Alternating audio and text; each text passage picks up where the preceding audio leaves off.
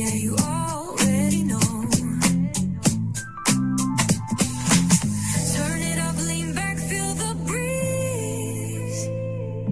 Late night truths drifting through the trees.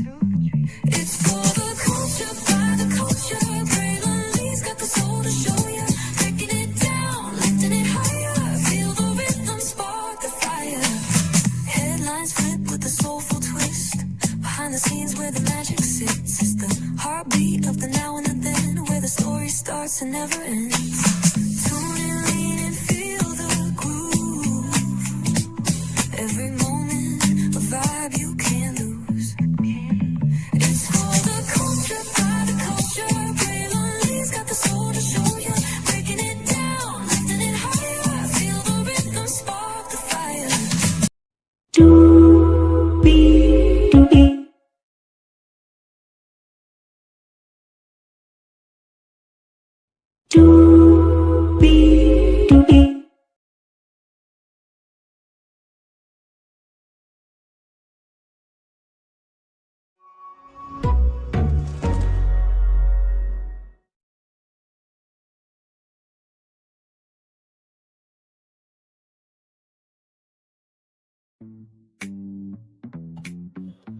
Well, hello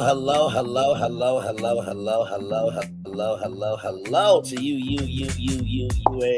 Welcome into another edition of Brainley's Virtual Tour Live. Glad to have all of you here in the building. Hello, and now still good to see you. Shout out to the 4 people that were here, the 2 people that are here now. Y'all, we gotta talk. Because what is the flying fuck is going on here? And I have to tell you, I'm not surprised by this at all. I'm really not.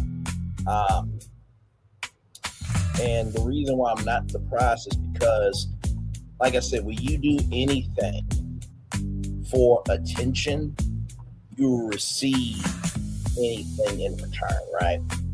And y'all know I'm always going to come at from another way, as we often do around here. So with that being said, higher is waiting, low is available. But either way, we got to go on tour. Yes, indeed, we do. Let me take down this iconic intro here.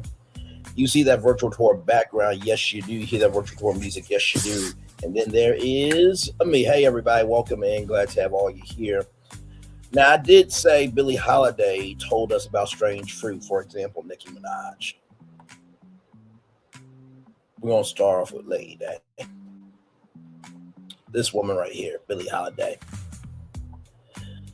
Billie Holiday, born April 7th, 1915 in Philadelphia, Pennsylvania, was a superstar of her day. She first rose to prominence in the 1930s with a unique style that reinvented the conventions of modern singing and performance. More than 80 years after making her first recording, Billie's legacy continues to embody what is elegant and cool contemporary music.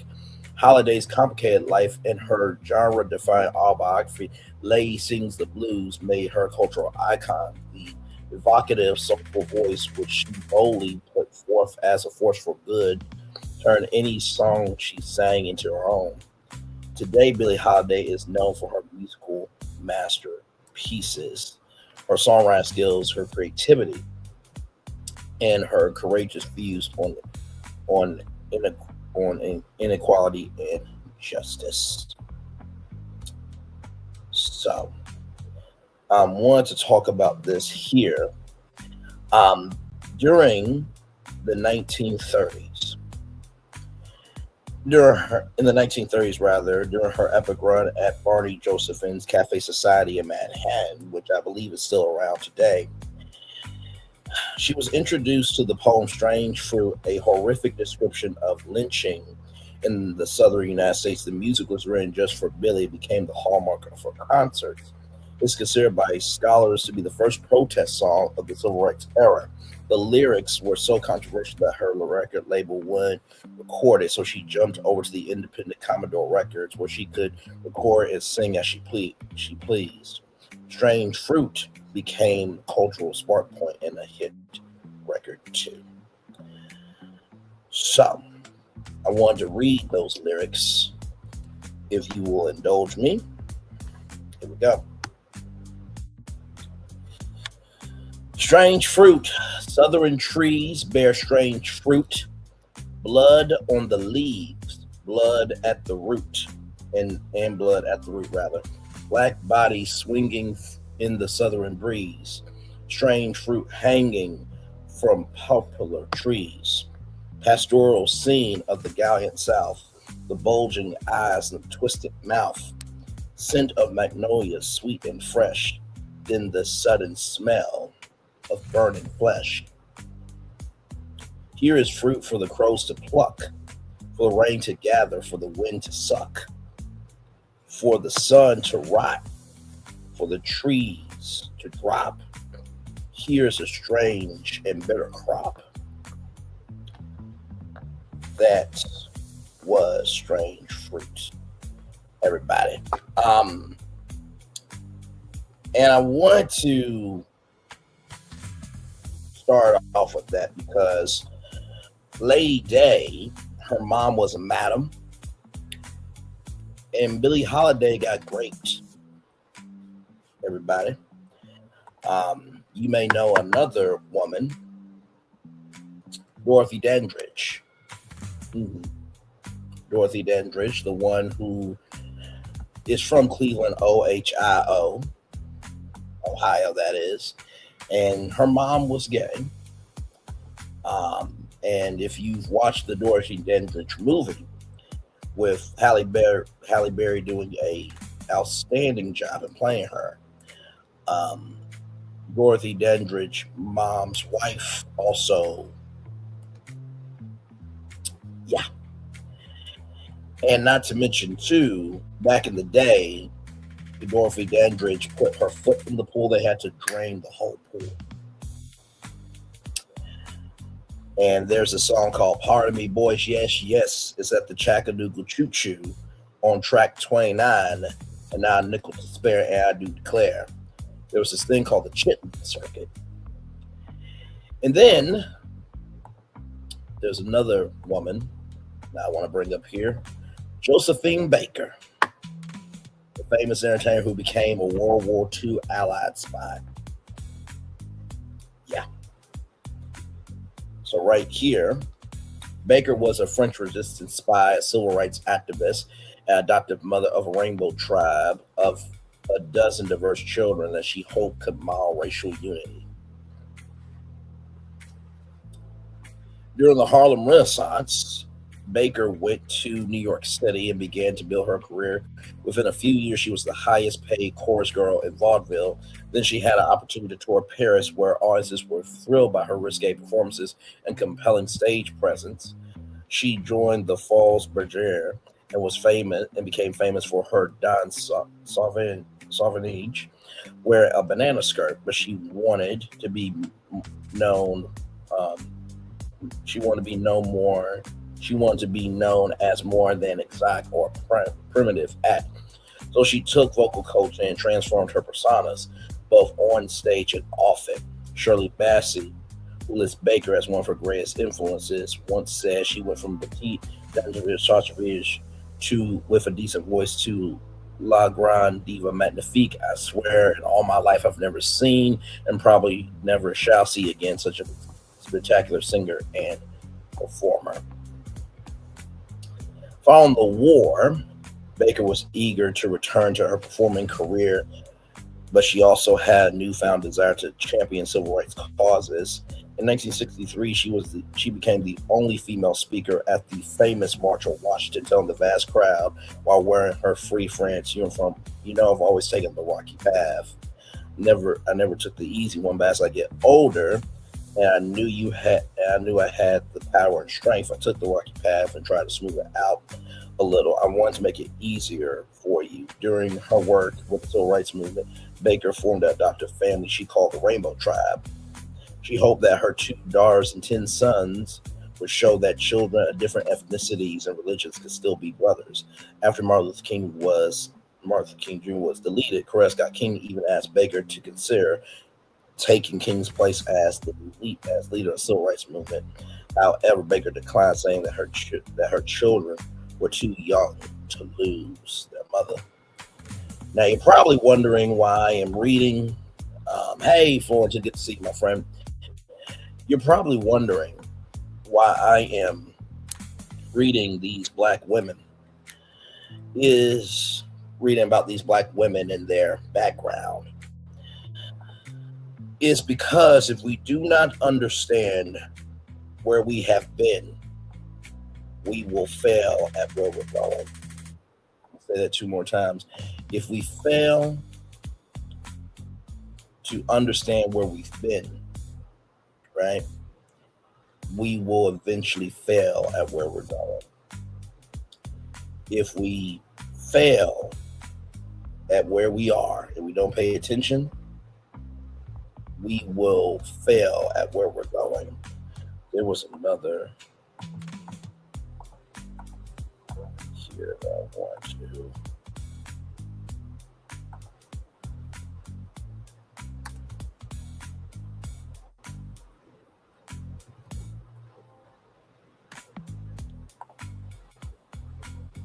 There's another. Yep, this was the one right here.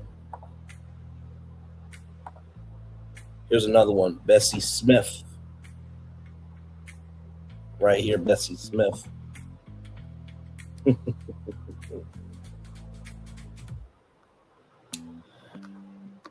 Right here, career.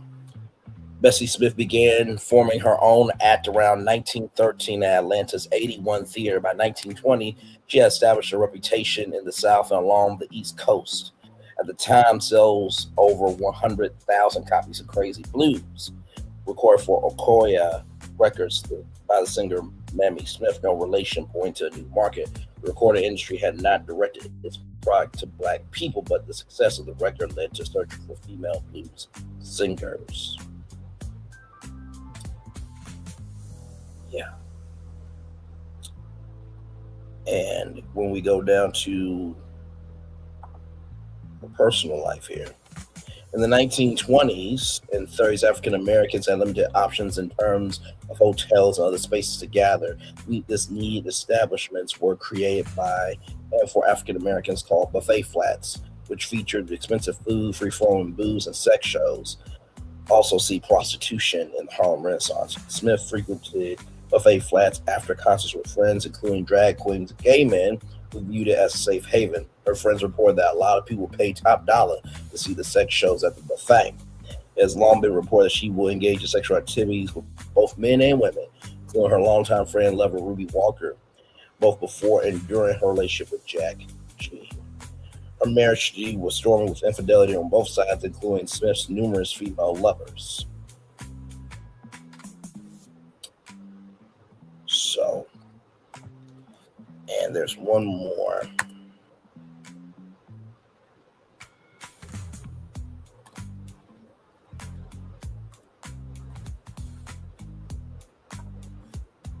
Just one person I want to bring up.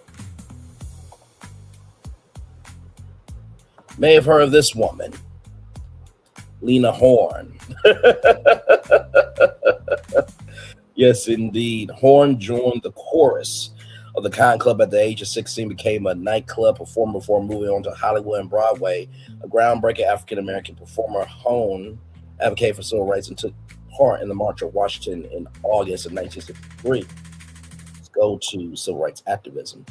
Horne was long involved in the civil rights movement. In 1941, she sang at Cafe Society, New York City's first integrated venue, worked with Paul Robinson, during World War II. When entertaining for the troops for the USO, she refused to perform for segregated.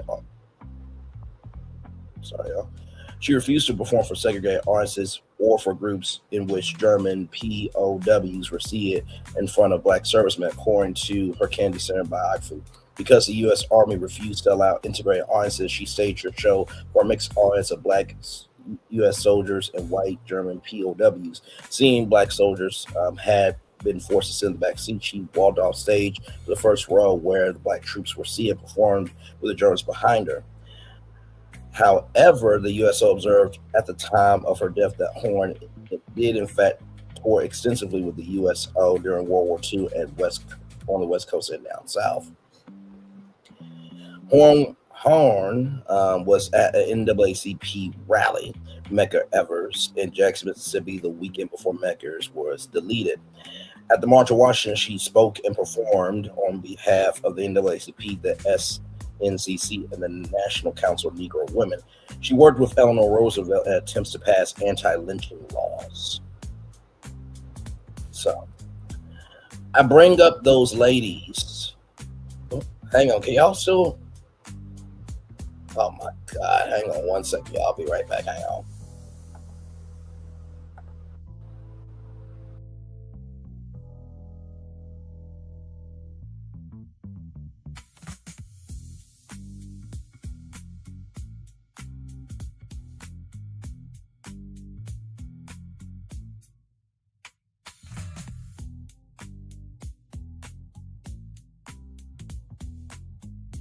Hey, hey, what happened? But with that being said, I brought up these ladies here. I'll bring them up again. I do not mind doing that for you all. Because as you know, we cover things here a little bit differently. Um, as technology. God.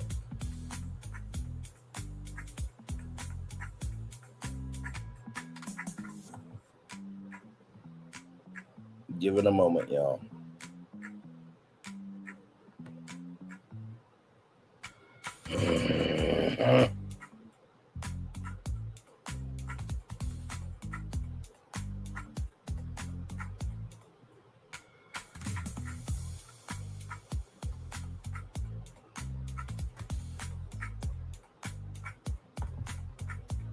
What is going on tonight?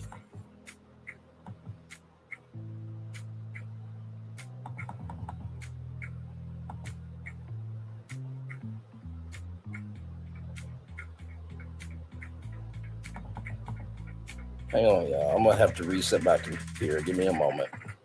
I'm gonna be right back.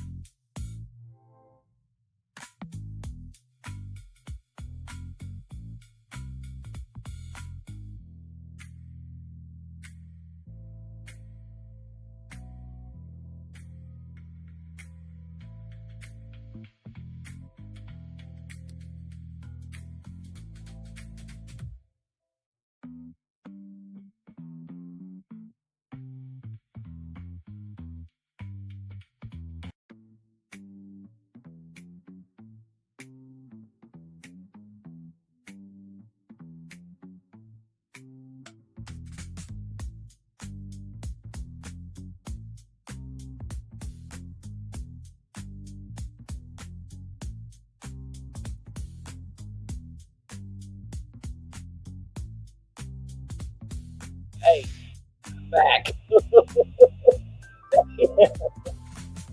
to do my job. Hell to the low. But I brought up Lady Day, Billie Holiday. I brought up Josephine Baker. I brought up Lena Horne. I brought up Bessie Smith. I brought up Dorothy Dandridge. I brought up all those black women to showcase. No, believe me, if anything happens, I will always come back. But I brought up all those women to just showcase to the Barbs that back in the day, if Nicki Minaj her husband, her child, any of her family or friends, including the fucking Barbs, y'all would have been strange fruit in the 1950s. I know that's heavy. I know that's extremely hurtful to say. And I know that is very triggering to piss people off, but I don't give a fuck. I don't. Florida knows that over here, we can go from bravo to throwing it down for what needs to be said. And I don't mind doing that because the world is bigger than just reality TV.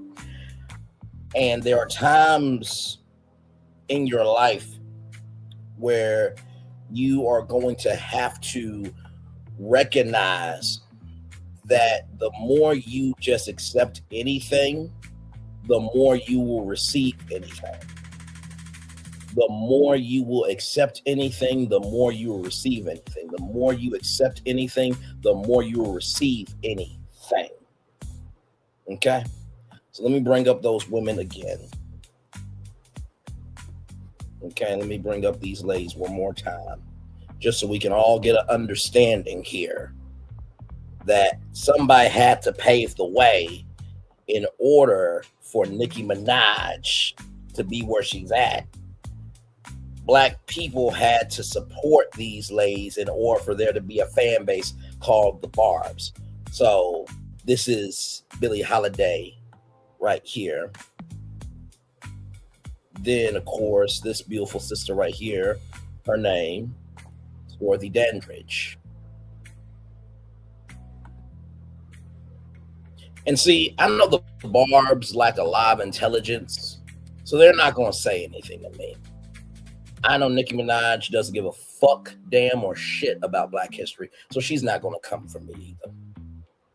Because I don't have enough numbers to create the motion for her to gain traction. But Billie Holiday, Dorothy Dandridge, Josephine Baker, bring her up.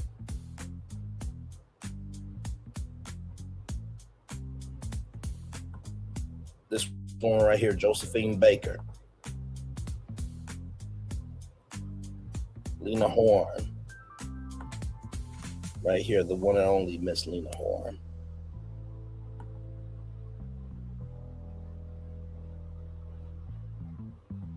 Right here. And then Bessie. The one and only Miss Bessie Smith. Right here, Bessie Smith. So, now that we got that handled accordingly, accurately, and responsibly, let's now talk about Nicki Minaj, who doesn't understand that without these women, and without Black people supporting these women, she would not be able to be Nicki Minaj. There wouldn't be a fan base called the Barbs, nor would she have the freedom to move about the world as idiotic, psychotic, and deranged as the cunt that she is. And what of it? What? That's too much? That's too much? Let's get into it. So, in case you don't know what happened, there was a event from Turning Point. So here are a couple of points from the chaotic convention from the Associated Press here. I'm just going to go through the highlights here. So it was a 4-day conference. Ben Shapiro criticizes podcasters. Ben Shapiro, co-founder of the conservative media outlet Daily Wire, set the tone with the first speech after Erica Kirk opened the convention. He attacked fellow commentators in deeply personal terms, saying some of the right's most popular figures are morally bankrupt. Candace Owens has been vomiting all sorts of hideous and conspiratorial nonsense into the public square for years, he said. But yet you did hire her, Ben Shapiro. She did work at the Daily Wire at one time. Megyn Kelly is guilty of cowardice because she refused to condemn Owens for spreading unsubstantiated theories about Kirk's step. Carlson's decision to host anti-Semite Nick Fuentes on his podcast was an act of morality imbecility. So Shapiro's targets hit back. Barely an hour later, Carlson took the same stage and mocked Shapiro's attempt to deplatform and denounce people who disagreed with him. I watched it, he said. I laughed. Others had their chance the next night. Ben Shapiro is like a cancer, and that cancer spreads, said Steve Bann, former 47 advisor. Kelly belittled Shapiro as a marginal figure in the conservative movement and said their friendship is over. Oh my. I resent that he thinks he's in a position to decide who must say what to whom and when, Kelly said. Owens, who has spread unsubstantiated conspiracy theories about Charlie Kirk's death, was at the convention, but she responded on her podcast calling Shapiro a miserable imp. Well, then there was a schism over Israel anti-Semitism. Israel came up repeatedly during the conference. Some on the right have questioned whether the Republican Party's historically steadfast support for Israel conflicts. The 47's America First platform, Carlson criticized the building deaths in Gaza and remarks that would have been out of place in progressive circles. Some attendees dug deep into history, highlighting Israel's attack on the USS Liberty off the Sinai Peninsula. In 1967, Israel said it mistook the ship for an Egyptian vessel during the Six-Day War, while critics have argued that it was a deliberate strike. Bannon accused Shapiro, who is Jewish, and others who staunchly support Israel of being a part of the Israel First crowd. Kelly said criticism from Shapiro and Barry Weiss, the newly installed head of CBS News, is about Israel. Vance says loving America is enough to be a part of MAGA. In the conference's closing speech, Vice President J.D. Vance declined to condemn extremism or define a boundary for the MAGA coalition. The movement should be open to anyone as long as they love America. I wonder, is it loving the America that you all support, or loving America regardless of what color you are? I'm just curious how they think or how deep their pockets are.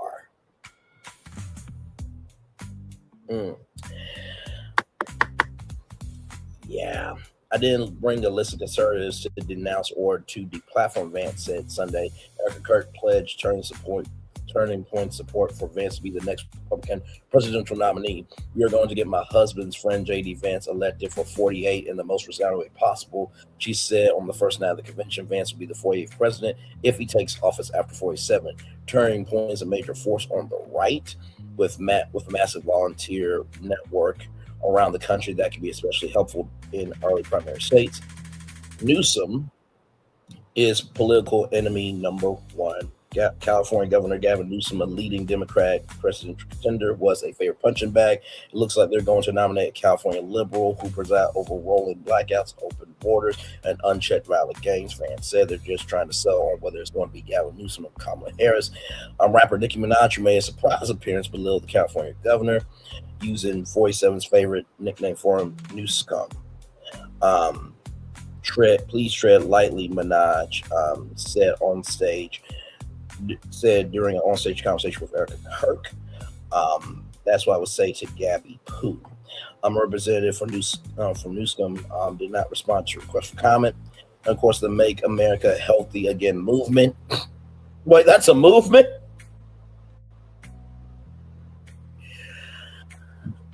I'm confused. Does the president support the movement? Because, like, the president, he's got a condition where blood can't go up to his heart. His leg can be amputated at any time. But yet he's the healthiest president of all time.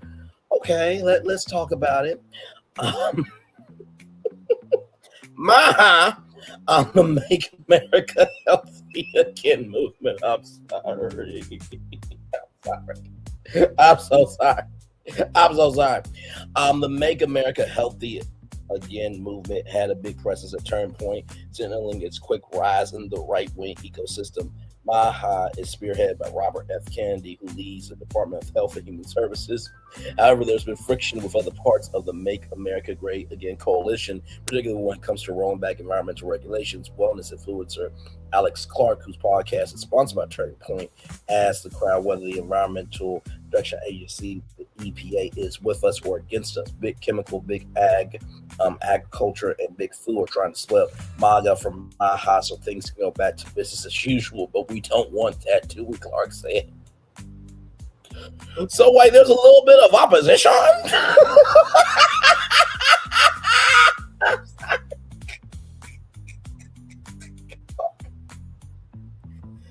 Oh, Lord.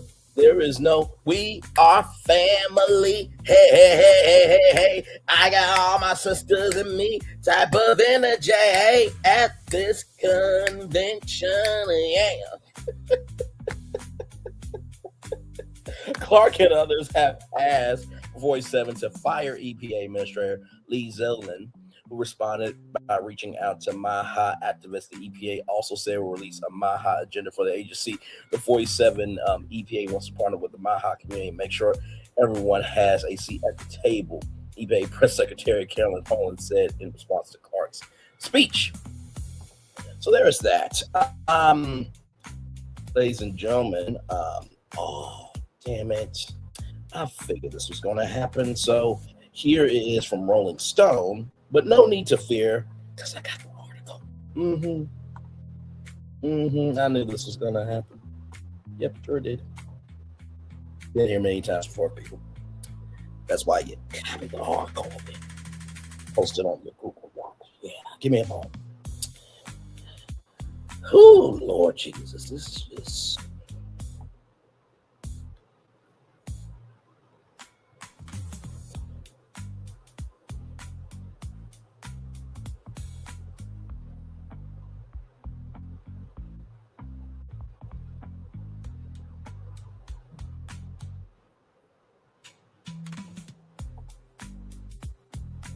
Right here. Here we go, everybody. Here we go.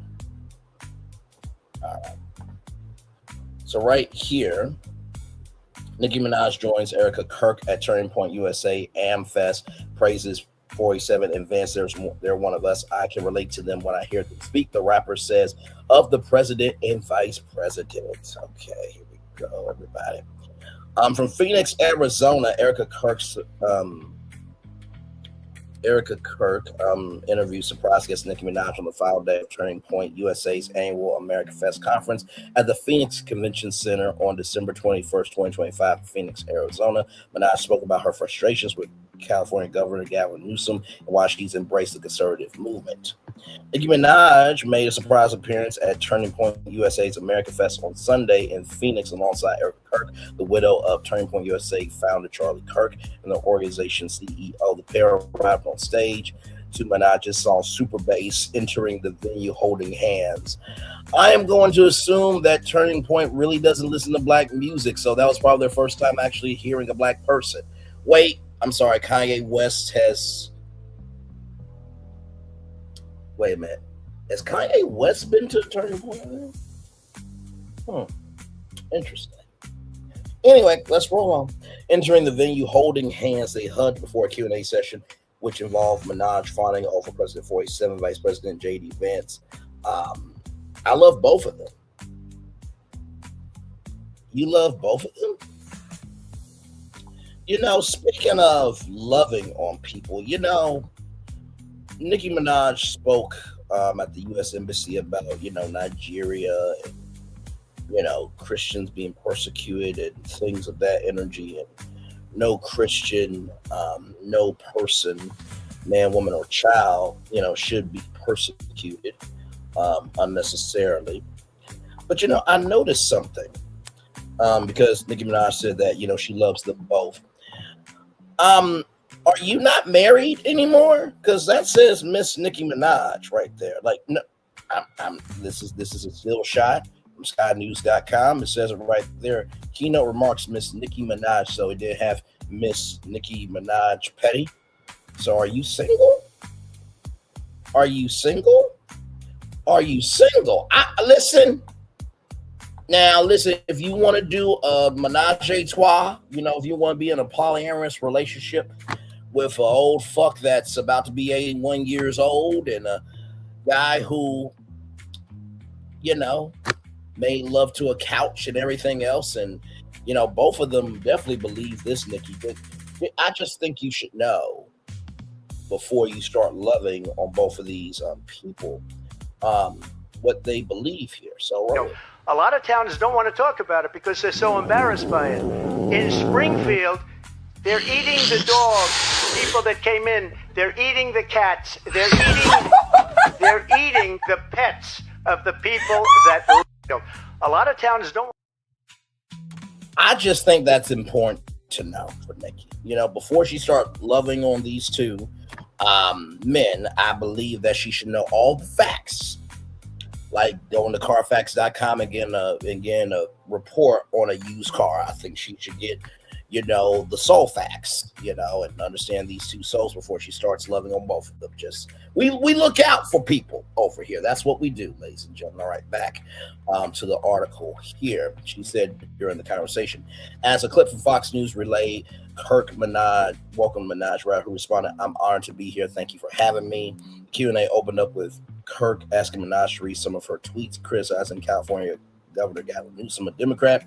Kirk described Minaj's tweets as amazing. They're so funny. Recently, Minaj attacked Newsom on social media as he considers a 2028 presidential run. She criticized him for expressing support for transgender children. Now, recognize Governor Gavin Newsom tweeted out about Megan's Law, which references Nicki Minaj's ex-husband. I'm going to say ex-husband here because right here it says Miss Nicki Minaj. So I'm respecting what the U.S. Embassy put up, right? So Miss Nicki Minaj, single. Apparently, she does not believe in laws protecting children, and that includes her own son. So she got upset by a law that is factual, actual, smactual, that is about protecting our most innocent population, children. She got mad at Governor Gavin Newsom for tweeting that out. So she wants to, talk about, his support for transgender children. At least he's supporting children having support, regardless if they're transgender or not. That's the hill you want to die on. You married to a PDF file, but you want to go after somebody who's defending transgender children. Okay. In one tweet, Minaj wrote that Newsom will be in a race that you will not win. In another, she rails on him for his support of transgender children. Imagine being the guy running on one to see trans kids. Now, Nicki Minaj tried to twist this around where seeing trans kids, and that's not what he was seeing. That's not what he was trying to say. Rather, he wants to see trans kids do well at life. So Nicki Minaj took an inch, tried to make that a mile. Okay? All right. Just want to make sure we got all the facts here. She read her tweet from December 12th out aloud on Sunday, how not even a trans adult will run on that. Normal adults wake up and think they want to see healthy, safe, happy kids. Earlier in December, Newsom appeared on the Ezra Klein show, where he told the host that he supports the trans community, despite having suggested it was unfair for transgender athletes to compete in women's sports. I want to see trans kids. He said via USA Today, I have a trans godson. There's no governor that signed more pro-trans legislation than I have. There's been no stronger advocate for the LGBTQIA+ community. As for his stance when it comes to sports, he argued you have to accommodate the reality of those rights being taken away as we advance the rights of the trans community in terms of the fairness of athletic competition. That's not a bigoted position. On Sunday at America Fest, Kirk invited Minaj to express what she liked to say to Newsom now, referring to him as Newsom. The derogatory term 47 also uses to refer to the governor. Minaj said, we don't have a problem cleaning up the scum if we have to tread lightly. That's why I would say to Gabby Poo. Now, of course, if you can read between the lines, we don't have a problem cleaning up the scum if we have to. That was a veiled threat. Okay. Gavin Newsom does have every right to sue Nicki Minaj if he wanted to, because that was a threat. Because God forbid Nicki Minaj gets swatted. Oh, wait, she was swatted. And that wasn't cool, right? So would it be fair for Governor Gavin Newsom to say, I'm going to say on the big screen, that I have no problem getting rid of a black woman if I need to. Would that be fair for Governor Gavin Newsom to say? I'm going to say that 2 more times for context, conjecture, and connection. Would it be right after Nicki Minaj threatened Governor Newsom? Would it be right for him to say, I have no problem getting rid of a black woman if I need to? Would it be right for Governor Gavin Newsom to say, I have no problem getting rid of a black woman if I need to? No, it would not. Okay. Moving on. Then she went on to praise 47 in advance. I have the utmost respect and admiration for our president. She says he has, I don't know if he knows this, but he's given so many people hope that there's a chance to beat the bad guys and win, and to do it your head held high and your integrity intact. Oh, my Lord Jesus. Okay, well, integrity intact. So having allegations that were substantially true of raping a woman in a New York City dressing room is... Let's go back to our words. Holding your head up high and having integrity intact. Using campaign funds to pay off a porn star is holding your head up high, having integrity intact. Having an insurrection happen because you didn't win and potentially deleting your vice president, other members of Congress is holding your head up high, having integrity intact.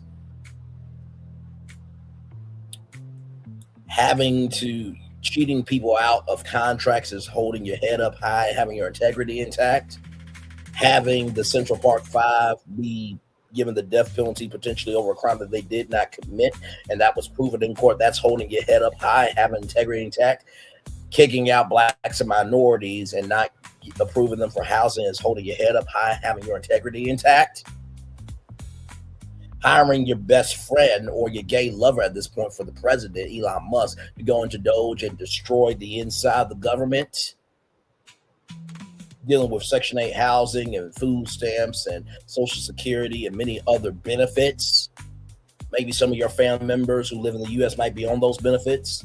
That's holding your head up high, having integrity intact. You having to pay a whole bunch of fines and somehow you get out of that. That's holding your head up high, having your integrity intact. I'm just asking some questions here. Let's roll on. She added that she found 47 advance to be relatable. I can relate to them when I hear them speak. I know that they're one of us, she said. She added they haven't lost touch of the world.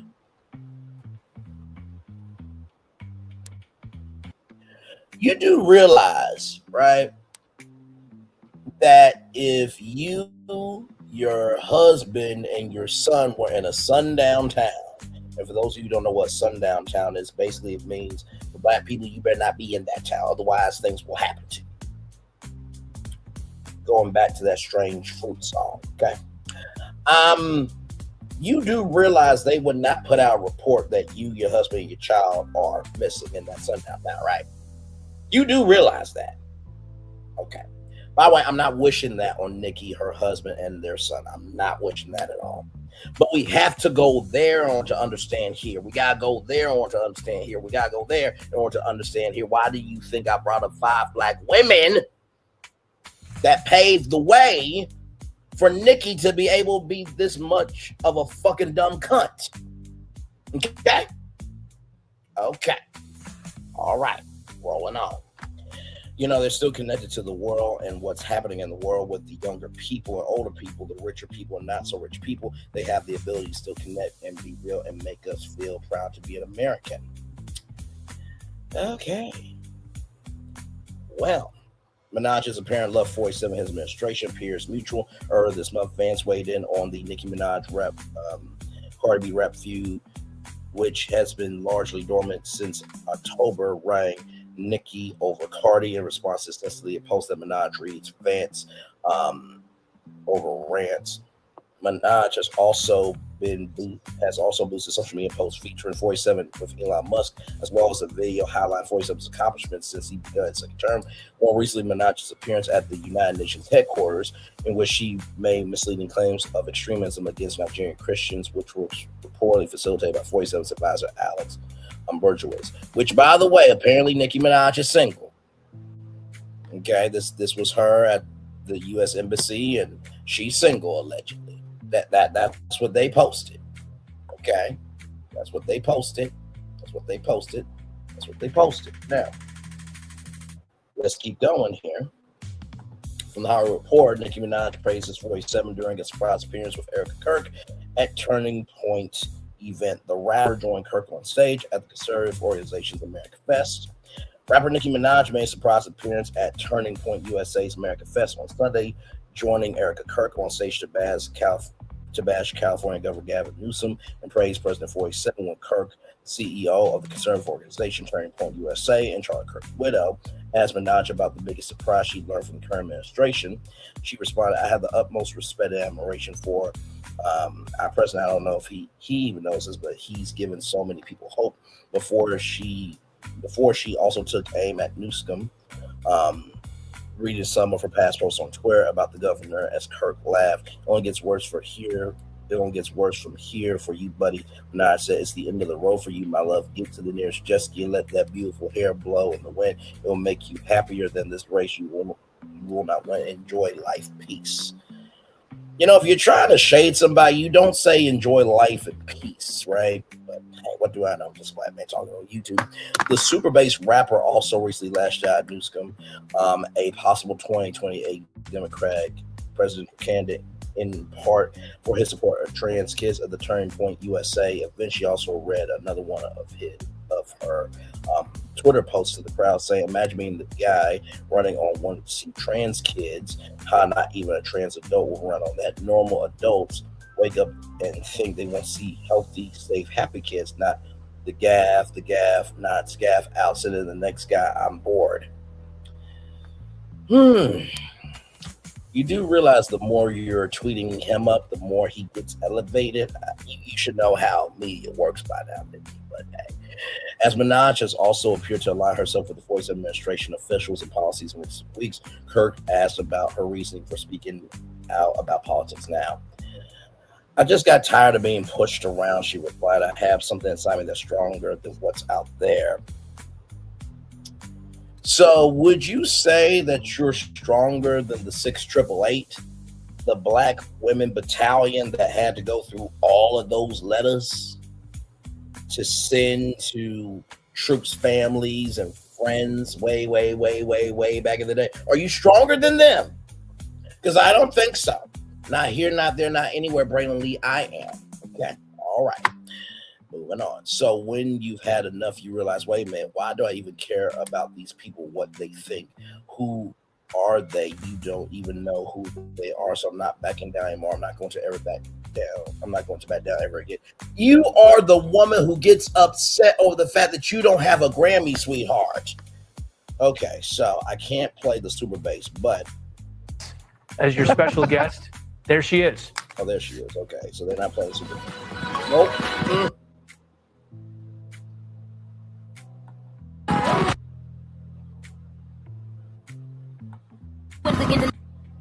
Okay, sit down. You see how dramatic there are the sparkles and everything? Nope.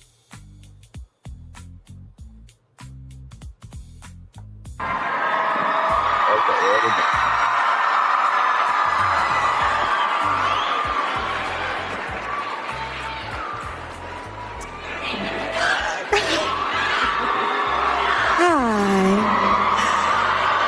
Hello, how are you?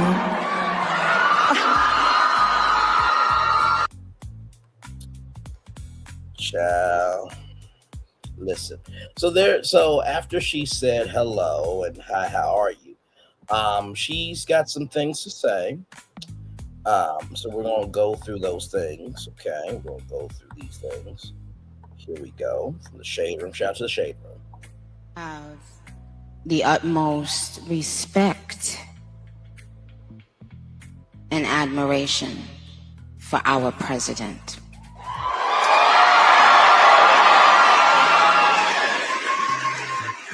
He has, I don't know if he even knows this, but he's given so many people hope that there's a chance to beat the bad guys and to win and to do it with your head held high and your integrity intact. He's from Queens, New York, like me. So, but what it's shown me personally is sometimes, even in the worst feeling times in your life, you think that you're never going to come back from it. I have. So Queens, New York, right? Let's look up Queens, New York, right?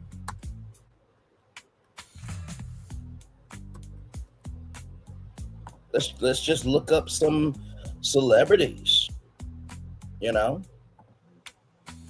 Oh my God, 50 Cent, born in South Jamaica. LL Cool J, Nas, Paul Simon Garfunkel, Tony Bennett. Hey everybody, I'm Tony Bennett. I gotta tell you, this Braylon cat, he's a smooth brother, as they say. That's what they say in the black community, right? Y'all go like, comment, share, subscribe to Braylon Lee. That's a smooth black motherfucker right there. I'm sorry, Braylon. I like how black people speak. You're bold, you're brash, and you don't give two fucks, dams, or shits about it. But you have some soul to you. I like that shit. I'm gonna let you have your show back. Thank you, Tony Bennett. I appreciate you, brother, always. Thank you so much for that. Martin Scorsese. Of course, that is Howard Stern there as well. Al Roker, Aidan Brody, Christopher Walken, Aquafina, Lucy Liu, Dre Matrio, Ray Romano, John Favreau, Howard Stern, Al Roker, Ethel Marion. Okay. Also, too, Fran Drescher. So there are other people from Queens. Okay. Hey, Phil, good to see you. Like I said, there's other people from Queens. Okay. All right. Let's keep going. She have more to say. But you do. And our president shows that. He's been through every single thing a person could be through publicly. Having to constantly be lied on. It's not really that funny. Until you are in that person's shoes that's being lied on, you'll never understand what it feels like. That person is a human being. They have a family who has to read those lies. And it's just not fair. But you do. We won't be silenced ever again. We will speak up for Christians wherever they are in this world. Amen. Oh, my Lord, Sister Minaj, I gotta tell you something. As a member of the congregation, I'm trying to look for a witness in this church, and I'm not seeing one that's agreeing with your ass. You do realize there's levels to Christianity. There's, evangelicals, Anglo-Saxons. There's Full Gospel Baptist Church, Church of God in Christ, Episcopal. There's levels to this, right? So the Christians that you're there to speak to, they ain't you. They ain't me, right? So listen, I guess if you are alive and breathing and you have a pulse, I guess you can speak. But there came a point in time where shame, humiliation, embarrassment, uneasiness, and just the unmitigated just fervor of what the fuck actually mattered. Right? And there was a shame with it. And there's a difference between canceling somebody and holding somebody accountable. Let's keep going. Dear young men, you have amazing role models like our handsome, dashing president.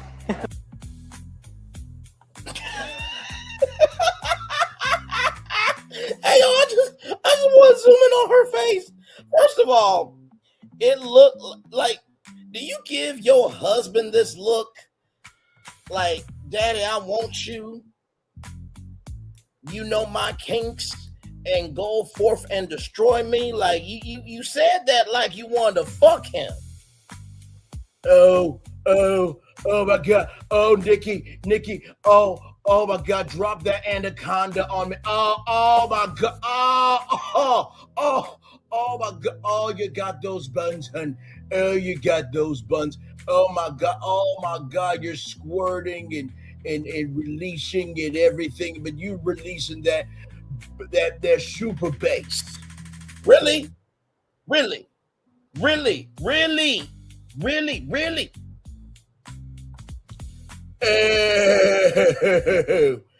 Okay, Nikki, listen.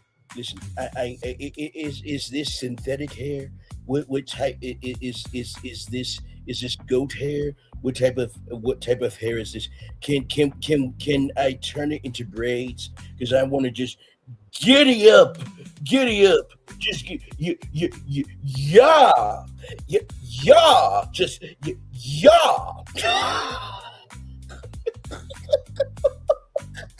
Like, come on now. Now, I know Phil and Florian, they are ashamed, beside themselves, and disgusted with their behavior, and they probably are going to have questions after this live of, did you really do that live? Really? Like, did you really have to go there? Like we got what she meant by her facial expression. You just had to take the inch and make it the mile. Well, that's why I do. I say the quiet part out loud. I showcase the blueprints that nobody else wants to talk about. What you want me to do? You saw the thumbnail. You know my voice and Demi. You know why you're here. But let's keep going. I just had to get that out. Okay, let's keep going. And you have amazing role models like the assassin J.D. Vance, our vice president. And when I say that,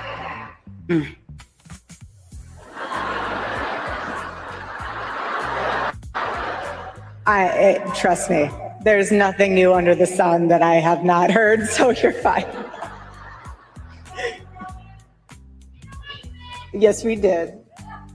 You have to laugh about it, truly. I have been called every single thing, and you know what? God is so good, you let it roll right off your back. And this is what's so beautiful about this moment, because if the internet wants to clip it, who cares? I love this woman. Dear young men, you have... So, you love this woman. She's playing chess, no checkers. Well, see, here's the thing. Crazier lust. Here's the thing. In chess, it's a game of skill, tactfulness, and you have to have comprehension to play chess, right? This is checkers. I'm not even going to bring up Connect 4 because that's more of a respected game, right? She is, ooh, okay, red, black. Okay, well, I want to be red, and I'm going to do what I want to do, when I want to do it, how I want to do it, without recognizing there's rules to play here. Let me ask you this. If Nicki Minaj was a regular schmegula, to use Cardi B's words, person on the street, and she got, let's just say she got George Floyd, Sandra Bland, the woman who got unnecessarily unalived in her own home, Trayvon Martin, any of the black people that are no longer here with us, if she was a regular schmegula person, would Turning Point, would MAGA, would anybody on that side give a fuck about her existence? That's the question. Okay. All right, so let's keep going, because that's not all she said now. Here we go. If as black women, we felt that we were not being represented and not being admired for our beauty, if we felt like that as black women, why would we want to do that to other women? Why would we now need to make other people downplay their beauty so that we can feel No, that's not how it works. I don't need someone with blonde hair and blue eyes to downplay their beauty because I know my beauty. Do you understand? It doesn't bother me that a woman feels and says that she's beautiful. So wait a minute. You mean to tell me that when His came out that you didn't make a song called Bigfoot and everybody dragged your ass for it because of how shitty of a rap that was? You mean to tell me that anytime somebody had something to say about you, you didn't respond? You mean to tell me that you have no sins that you've committed and you can cast stones? Is that what you're telling me? Definitely the left wanted to end her. It was her turning point to switch up, period. You know, listen, crazy or less, she's been ending herself for quite a while before this was going to happen, okay? That's why I said in the thumbnail, was Amber Rose not available to do Erica Kirk's job? Yeah, Florida, I did expect her to be there, but okay, and it was indeed a turning point asset, absolutely. Well, she just played for Shock Factor. This is a turning point for her to be there, absolutely. And like I said, Floritan has been here for some virtual tours. Phil, he's more here for the theme park tours, but also Phil knows me for how I carry myself, right? And both of these brothers of mine in theme parks, they are not just with me because I'm black. Okay, let me say this on the big screen. They're not just with me because I'm black. They're with me because of my integrity, my creativity, my care, my consideration, but most of all, my unapologetically enthusiasm of giving a fuck about right is right and wrong is wrong, doing what you said you're going to do, and just because you don't have the best to give from your soul doesn't mean your resources, what you have, is not good for somebody. That's why Florida and Phil roll with me as they do. This is just who I am. So, she's answering for Erica about what she's been seeing lately. This was over McSweeney. Understood. And by the way, like I said, over here, we really don't get into politics that much. We talk about social issues, right? But we really don't get into politics. We don't. This is one of those times where pop culture and politics have been colliding, right? But I haven't made fun of Caroline Levitt, not one time. Now, I did bring up the fact that somebody, around her, right? I think it was her godson's mom got deported, and she's staying with the president. I brought that up, but that was an actual factual thing. Merit is key to you provide everything that the job needs. Thank you very much, Phil, for that support. So, let me play this here. Here we go. Now, by the way, these clips here are from Here's Why with Kevin Ortega Rojas. So here's this. Listen to this. Has persisted with the same gift. Grit. It has been a long day. Has persisted with the same gift. Grit. It has been a long day. The devastating loss of Charlie Kirk, my incredible husband at UVU. Caleb has persisted with the same gift. Grit. It has been a long day. Well, right here, it takes a grifter. I mean gift. I mean grit to know another grifter. I mean gift. I mean grit. That part. Let's keep going. Apparently, Nicki Minaj was paid to appear at Turning Point USA's AmFest.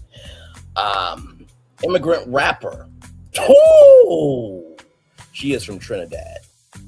Yeah. Immigrant rapper Nicki Minaj, who is married to a registered sex offender and rapist, was paid a hefty bag to appear at Turning Point USA's AmFest. While the amount is unclear, the company records prove that they spent tens of millions of dollars on their speakers. Reporting on Turn USA's Form 990 for the years ending June 30th, 2023, the organization spent $29 million for travel and conventions and $20 million in compensation. The organization has grown drastically since the report, which means that they are more likely spending, more. Some experts predict Nicki Minaj earned at least $1 million for her brief appearance. It was the first time she had ever publicly endorsed 47, the MAGA movement, which was lucrative for Turning Point USA and probably paid off for her.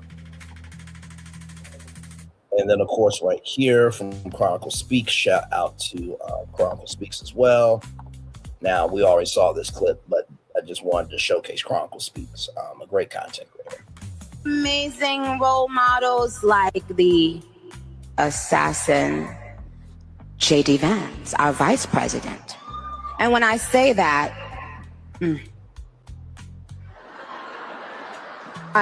trust me, there's nothing new under the sun that I have not heard, so you're fine. Yes, we did.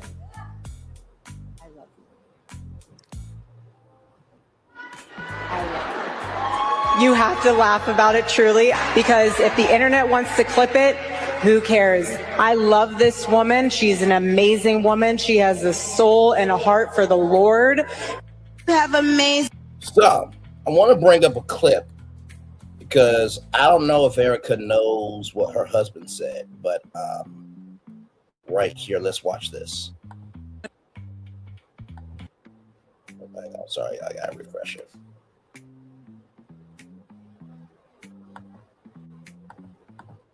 Cardi B. Okay, Nicki Minaj is causing dads to leave the home. Hold on a second. I don't think that's a good role model for 18-year-old black girls. I don't think that songs that are talking about like glorifying wet female genitalia is exactly, I don't know which one wrote that song. Which one was it? I think it was Ben Shapiro. Yeah, that's right.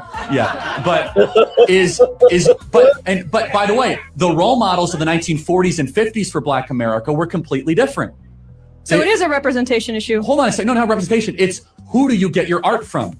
It's what values are they putting forward? For example, more times than not, black politicians will lament the condition of America. It's systemically racist. It's terrible. What does that do to a 14-year-old black kid if you just find that, if you hear that everything is rigged against you? Instead, they should be saying, hey, there might be some barriers, but if you believe in yourself enough, you can achieve in this country. It creates a form of social conditioning of low expectations. And that's not my argument. You know whose argument that is? Barack Obama's. I don't necessarily agree with everything he said either, man. Barack Obama said, number one, we need more fathers in the home. This is when Barack Obama didn't go super Obama's a woke. liberal. I don't care what he's got to say. Okay, but Barack Obama, then secondly, he said that we can't keep telling our black youth that you can't succeed in this country. Anybody can succeed in this country. And Obama was right when he said that. Obama was correct when he said that we need to change the story we're telling black America.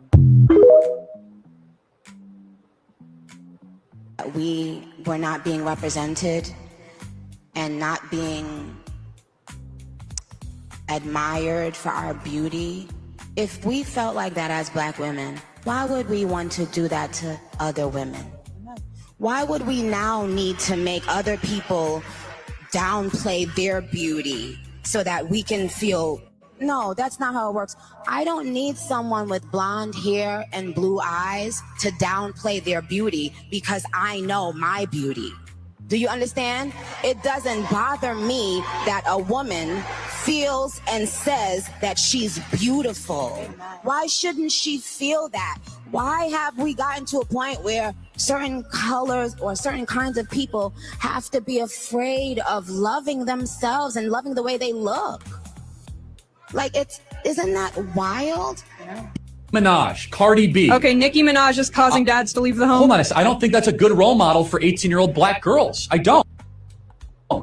So yeah, let me bring up another content creator, Kim Pyre. Hang on, let me do this right here real quick, just so you can get the full context, conjecture, and connection. This is basically kind of and Charlie Kirk did this to a lot of different places around the country. where he would have, these back and forth Q&As with students on different campuses. So let me bring this up right here.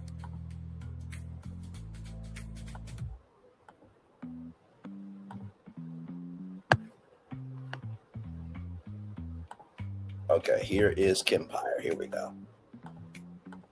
You can't help but laugh when you find old footage of Charlie Kirk blasting that Nicki Minaj is... By the way, shout out to 92% News. That was the last content creator that we just watched. Okay, now Kempire. You can't help but laugh when you find old footage of Charlie Kirk blasting that Nicki Minaj is not a good role model for young Black women. It's the proof is in the pudding. Right now, Black culture is being held captive by influences, songs, Which and role influences? models. I mean, Nicki Minaj, Cardi B. Okay, Nicki Minaj is causing dads to leave the home. Hold on, I don't think that's a good role model for 18-year-old Black girls. I don't think that songs that are talking about like glorifying wet female genitalia is exactly, I don't know which one wrote that song. Which one was it? I think it was Ben Shapiro. Yeah, that's right. Yeah, but by the way, the role models of the 1940s and 50s for Black America were completely different. So it is a representation issue. Hold on a second. No, not representation. It's who do you get your art from? It's what values are they putting forward? It's the question of every day. For example, more times than not, Black politicians will lament the condition of America. It's systemically racist. It's terrible. What does that do to a 14-year-old Black kid if you just find that, if you hear that everything is rigged against you? Instead, they should be saying, hey, there might be some barriers, but if you believe in yourself enough, you can achieve in this country. It creates a form of social conditioning of low expectations. He's gonna laugh at you. They're all gonna laugh at you. You can't... Not going to laugh at you. And I think that was, Erica Kirk's homegirl talking to her about, like, they're going to laugh at you for what you support, right? So a couple more content creators here. So this is Millie Chun TV here. And I bring up that clip to showcase that at the beginning, middle, and end of the day, Nicki was really a pawn for them to say, hey, we like Black people. We cool. We at the cookout. And I remember saying something on Dr. B's Crib Almost Live when I was at Black Squirrel Radio at Kent State University. I said this during the 2016 Republican National Convention. Just because they embrace you for a moment doesn't mean they will accept you into the experience. Just because they embrace you for a moment for what you can do for them doesn't mean that they will accept you for who you are. Just because they can embrace you for a moment of what you can do for them doesn't mean that they are going to accept you for who you are as a human being. Let's keep going with Millie Chun. Here we go. Hey y'all, it's your girl Millie Chun. I'm out here trying to make the season bright. And Nicki Minaj is out here. What is she doing? So then, shout out to Essence of Black Culture. Erica Kirk just brought out Nicki Minaj at Turning Point USA's America Fest event. Nicki, for young men, don't be new scum. Dear young men, you have amazing role models like your handsome, dashing, the current administrator. Now, I will say the current administrator took me out. Floriton, those were good genes. Though very good genes, talking about the American Eagle thing. The joke was clearly jeans rhymes with jeans. Was never saying she has great genes, but genes to your face. American Eagle work. Gene Hackman and Gene Wilder are great too. The more time goes, the more we miss Charlie. I would say to each their own on that. I think there are some people that, and I remember a Black preacher that I brought up, right? Very, very powerful man of God. He said that while what happened was a tragedy, right, it does not excuse the behavior that he portrayed, right, that he executed and displayed. Because, and let's go back for a minute. Because I want to go back to one of our lives, right?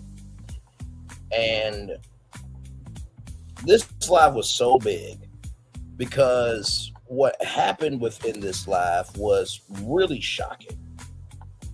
And we're going to get back to Millie Chun here in a minute. I just wanted to bring this up soon as I find it.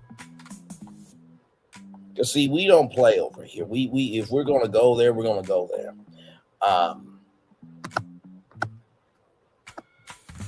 Right here.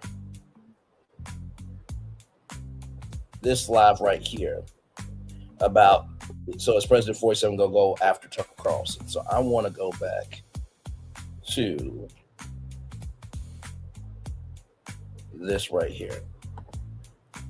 Be used by, like, ain't no way in hell that this is happening, right? And we're not going to have a conversation on it, right? So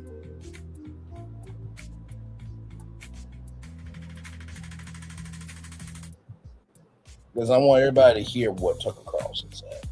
Give me a moment, y'all. Hopefully your Thursday is going well.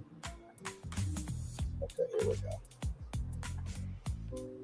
you hope that Charlie Kirk's death won't be used by a group we now call bad actors to create a society that was the opposite of the one he worked to build. You hope that.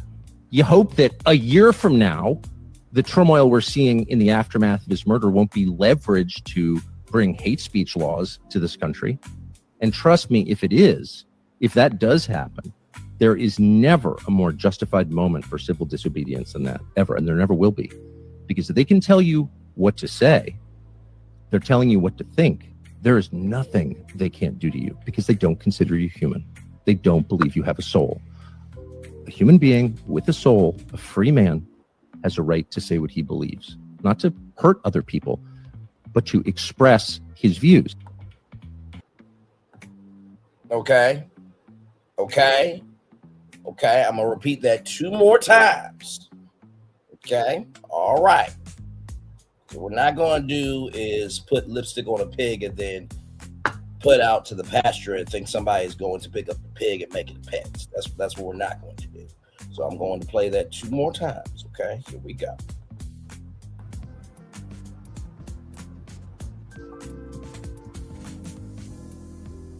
Give me a moment, y'all. Hopefully your Thursday is going well. Okay, here we go. You hope that Charlie Kirk's death won't be used by a group we now call bad actors to create a society that was the opposite of the one he worked to build. You hope that. You hope that a year from now, the turmoil we're seeing in the aftermath of his murder won't be leveraged to bring hate speech laws to this country. And trust me, if it is, if that does happen, there is never a more justified moment for civil disobedience than that, ever. And there never will be. Because if they can tell you what to say, they're telling you what to think. There is nothing they can't do to you because they don't consider you human. They don't believe you have a soul. A human being with a soul, a free man, has a right to say what he believes, not to hurt other people, but to express his views. Okay, one more time. Just one more time. And then I'm going to bring up that black bastard because I found the clip.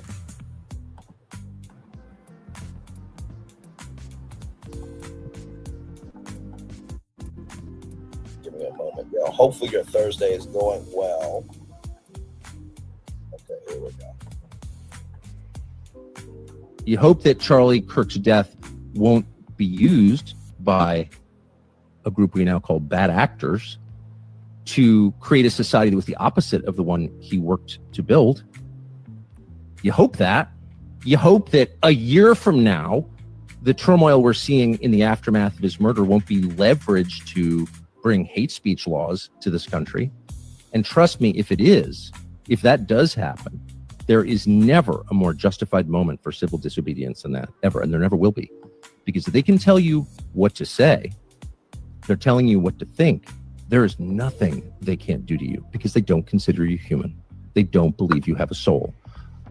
A human being with a soul, a free man, has a right to say what he believes, not to hurt other people, but to express his views. You hope that Charlie Kirk's death. So there is that. I'm going to play this because we're talking about it. Okay? Now, everybody's got the right to have their opinion, like Phil does here, but not everybody feels the same. Let's play it.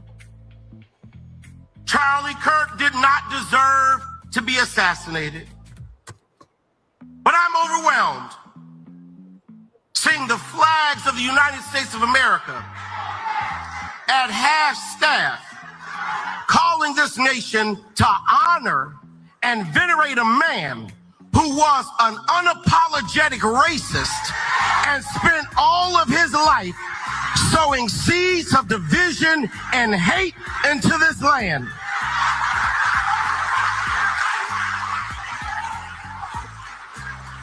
And hearing people with selective rage who are mad about Charlie Kirk but didn't give a damn about Melissa Hortman and her husband when they were shot down in their home, tell me I ought to have compassion for the death of a man who had no respect for my own life.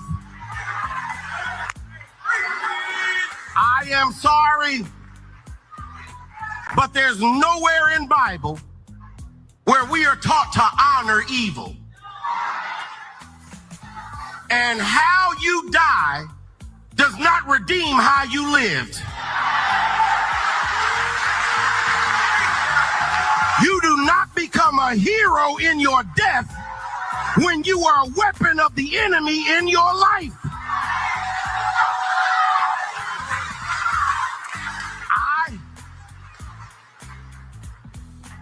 I can abhor the violence that took your life, but I don't have to celebrate how you chose to live. I'm overwhelmed by folk who call themselves Christian simply because they invoke the name Jesus and quote scripture from the Old Testament, but never love like Jesus, never try to live like Jesus, never apply the Sermon on the Mount, bear no fruit of the Spirit. I am overwhelmed.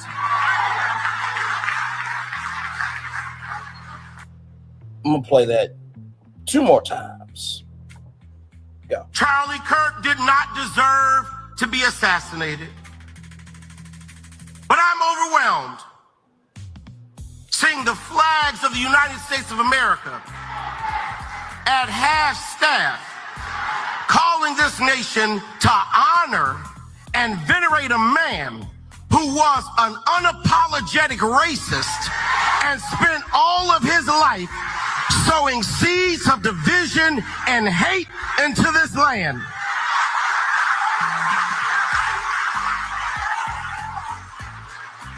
And hearing people with selective rage who are mad about Charlie Kirk but didn't give a damn about Melissa Hortman and her husband when they were shot down in their home, tell me I ought to have compassion for the death of a man who had no respect for my own life.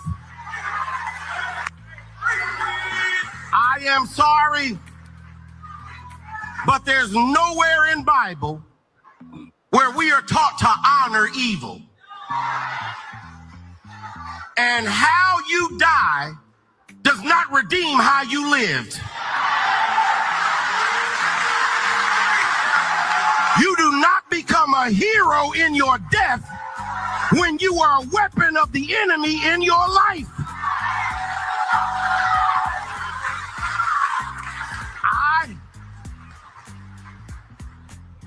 I can abhor the violence that took your life, but I don't have to celebrate how you chose to live.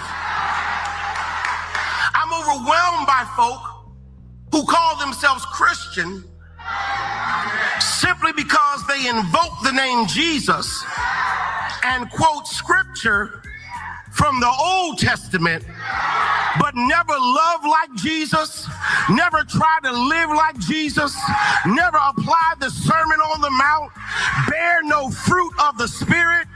I I am overwhelmed. One more time. Bro. Charlie Kirk did not deserve to be assassinated. But I'm overwhelmed seeing the flags of the United States of America at half staff calling this nation to honor and venerate a man who was an unapologetic racist and spent all of his life sowing seeds of division and hate into this land.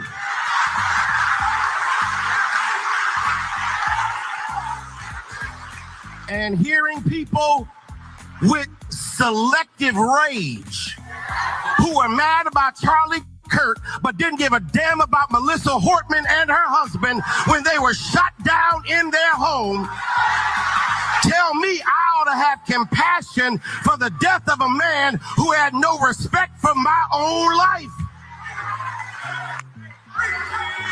I am sorry, but there's nowhere in Bible where we are taught to honor evil.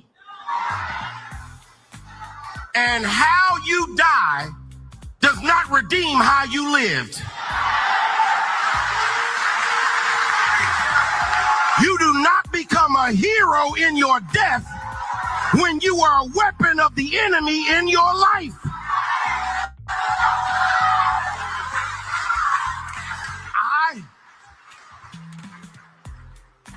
I can abhor the violence that took your life, but I don't have to celebrate how you chose to live. I'm overwhelmed by folk who call themselves Christian simply because they invoke the name Jesus and quote scripture from the Old Testament, but never love like Jesus, never try to live like Jesus, never apply the Sermon on the Mount, bear no fruit of the Spirit. I am overwhelmed. So, with that being said, let's go here. And I'm not wishing this, but you know, since you said Charlie's not going to be forgotten, let's go here. If Charlie Kirk was alive, and God forbid Candace Owens got deleted in the same motherfucking ass fashion as Charlie Kirk did, would Charlie give a fuck, shit, or damn about Candace Owens? I'm gonna ask that 2 more times. Not wishing it for Candace. Not wishing it. Not wishing it. Not wishing it for her husband. Not wishing it for her child. But let's go here. Since you said Charlie ain't gonna be forgotten, let's think about if he was alive today. If Candace Owens, her husband, or her child got deleted the same way Charlie Kirk did, would Charlie stand up for Candace Owens, her child, or her husband? If Charlie was alive and Candace Owens, her child, or her husband got deleted in the same motherfucking ass fashion as Charlie Kirk, would Charlie give a fuck? Till somebody can answer that for me, shut the fuck up talking. Okay? All right. I still love you, Phil. I still love you, Florida. I love everybody who loves me. But there's got to come a point in time where we can really get real about all of the real and not just what we want to talk about. Let me bring up Strange Fruit and read these lyrics to y'all. Okay. Southern trees bear strange fruit, blood on the leaves and blood at the root. Black bodies swinging in the southern breeze, strange fruit hanging from popular trees. Pastoral scene of the gallant South, the bulging eyes and the twisted mouth, scent of magnolias, sweet and fresh, then the sudden smell of burning flesh. Here is fruit for the crows to pluck, for the rain to gather, for the wind to suck, for the sun to rot, for the trees to drop. Here's a strange and bitter crop. I'm going to read that 2 more times. Southern trees bear strange fruit, blood on the leaves and blood at the root, black bodies swinging in the southern breeze, strange fruit hanging from popular trees, pastoral scent of the gallant south, the bulging eyes and the twisted mouth, scent of magnolia sweet and fresh, and then the sudden smell of burning flesh. Here is fruit for the crows to pluck, for the rain to gather, for the wind to suck, for the sun to rot, for the trees to drop. Here's a strange and bitter crop. One more time for the motherfucking one more time. Southern trees bear strange fruit, blood on the leaves and blood at the root, black bodies swinging in the southern breeze, strange fruit hanging from popular trees, pastoral scent of the gallant south, the bulging eyes and the twisted mouth, scent of magnolia sweet and fresh, then the sudden smell of burning flesh. Here is fruit for the crows to pluck, for the rain to gather, for the wind to suck, for the sun to rot, for the trees to drop. Here's a strange and bitter crop. So, hey, he's got the right to his opinion, to believe even though how he wants to, even though I don't agree with his opinions. It's freedom of opinions. Thank you for the replays. Charlie Wood, I believe so. Candace Owens, not so much. She's annoying to me anyway. Thanks for the replays. And it's no problem, right? Because, like I said, I think the reason why this channel continues to evolve and mature and, you know, it's breaking through so many barriers that are seen and unseen is because, like I said this morning, we talked about the Stars Network potentially buying the FYI network to amplify the Stars app. We just got done talking about Housewives, and now we're talking about Nicki Minaj disrespecting Billie Holiday, Dorothy Dandridge, Lena Horne, Bessie Smith, and Josephine Baker. That without those women, Nicki Minaj could not have done what she did at Turning Point USA. So I know sometimes that all we can do is consume what we want to consume. But when we consume what we want to and negate what we need to handle, we have what we have. When we consume what we want to consume and negate what we need to handle, we get what we get. We consume what we want to consume and negate what we need to handle, we get what we get. Let's get back to Millie Chung. Here we go. What is going on? And then Nicki is so certifiably insane that she done sat here and called J.D. Vance an assassin. Did you see her? Why is she doing this? Y'all better get Barb's. Where are you? A turning point for you. What was the turning point? Well, I just got tired of being pushed around. Yeah. Sometimes you just get tired of it, and then you realize, wait a minute, I have something inside of me that's stronger than what's out there. Wait a minute, who pushed her around? Who is she talking about? Is she talking about like rap beefs? Or is she talking about people who make her put signs in her yard? Like, who is she talking about who has pushed her around? You realize, wait a minute, why do I even care about these people and what they think? Who are they? They don't even know who they are. So I'm not going to back down anymore. I'm not going to back down ever again. Amen. So we're going to get into the next video where she's talking about the Christians. But who is she talking about right here? Is she talking about the Christians right here? Like, who are these people? Do they even know who they are? Child, I know y'all didn't see this comment. I know you did. We won't be silenced ever again. We will speak up for Christians wherever they are in this world. Amen. So she's not talking about like my kind of Christian, like Baptists. Mm-hmm.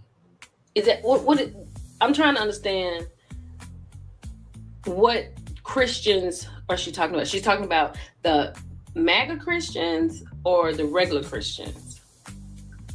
Or I'm just confused.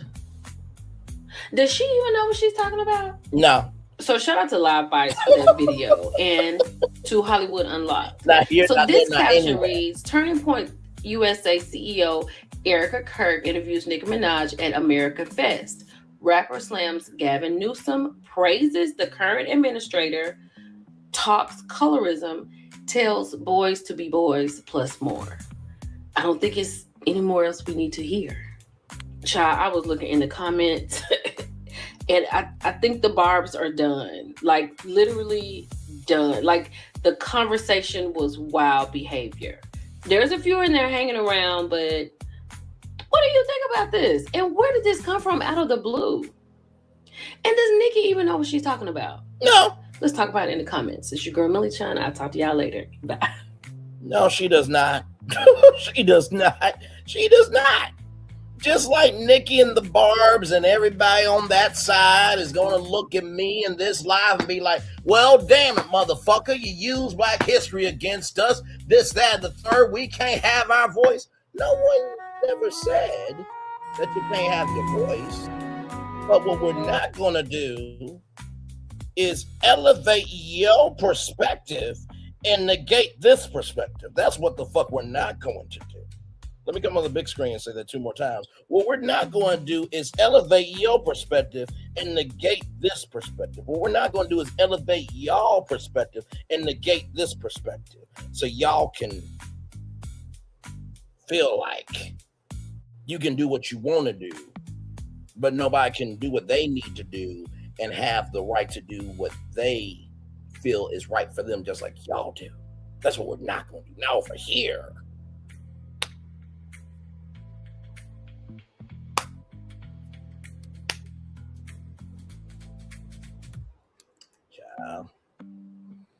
Rolling on.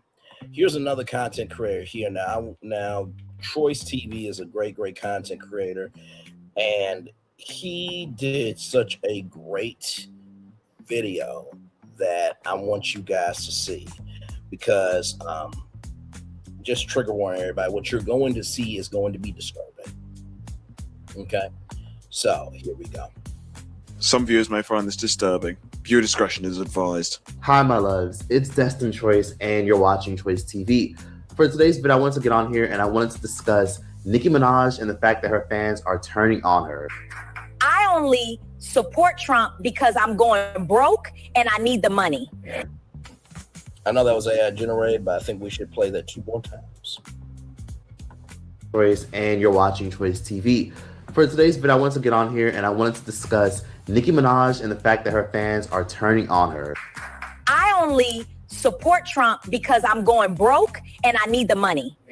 Nicki Minaj and the fact that her fans are turning on her. I only support Trump because I'm going broke and I need the money. Now, even though that was AI generated, ladies and gentlemen, Nicki Minaj is single. She's not married anymore, allegedly. Allegedly. Let's get back to the video. Now, let me just start off by saying, Choice Raven Simone Baxter acts again. Barbs, they always try to paint her as a victim, and that's where my issue comes into play. When you enable somebody's behavior, you literally put yourself in a predicament where you feel like you always got to enable that person's behavior. And the minute her fans get to a point where they switch up and they turn on her, they're going to throw a whole bunch of shit in her face. I literally saw this coming years ago where I said eventually her fans would turn on her, and we've been actively seeing this. People have been going in on her. If you're wondering who this person is here, let me go back. Right here, that's Harris Faulkner from Fox News. Ago where I said eventually her fans would turn on her, and we've been actively seeing this. People have been going in on her on TikTok, Twitter, and Instagram, and many other platforms, and there's been a lot of smear campaigns on the media where a lot of people are very pissed off at her because many people feel like she's already chosen a side. So if you guys haven't heard, Nicki Minaj was recently invited to AmFest, which is an American conservative festival that was recently hosted in Phoenix, Arizona. She got tons of backlash because she was invited by Erica Kirk, who we all know as Charlie Kirk's widow.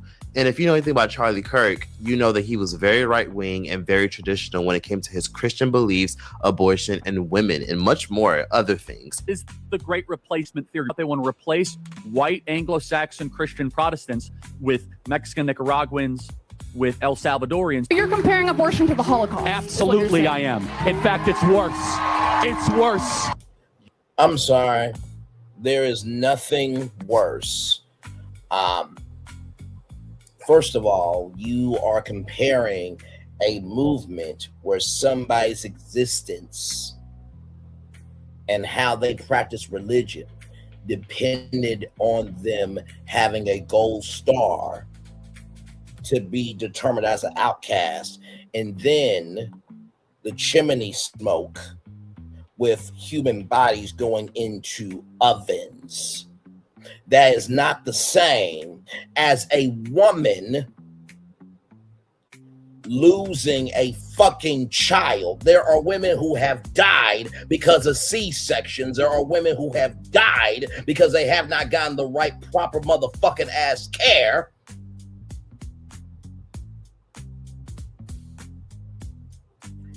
There are women who cannot have children because of cysts. Sincerely, if you have not seen the mortality and maternity rates for women, black women, it will piss you the fuck off. There are people that go through IVF for tens of thousands of dollars.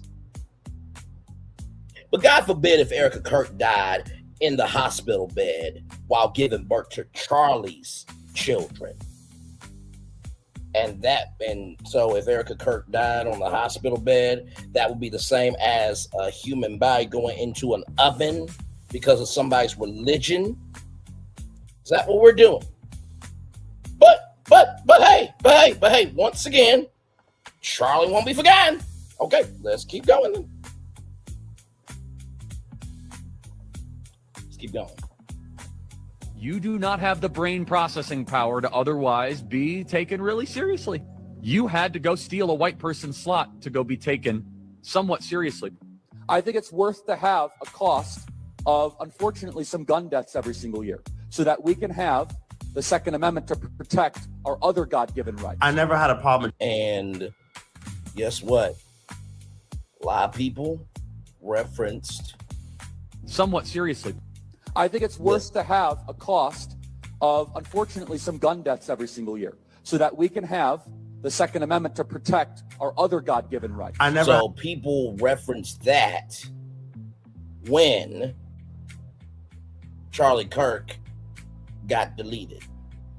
I accidentally wrote we. I meant I accidentally wrote we when I said miss him. By the way, he knew to respond in ways different than Megyn Kelly. Candace is right now. That's all. I'm also not 100% know of the Kirks, but just familiar by what's been popping since his passing. Understood. And this is why we have to have the conversation. This is why. Give me one moment, y'all. Give me one moment. Give me one moment. I'm going to use the restroom just for a moment, everybody. Just for a moment. So we will be right back. Give me a moment here. Here we go. Caesar. Just look at him. Politician. General. Author. Ruler. Man.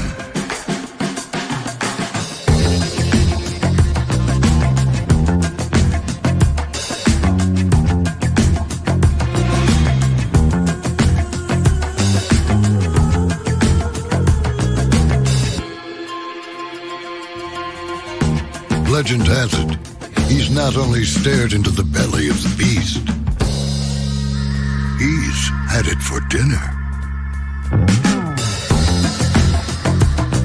He free to relax or party or relax or party or relax and party.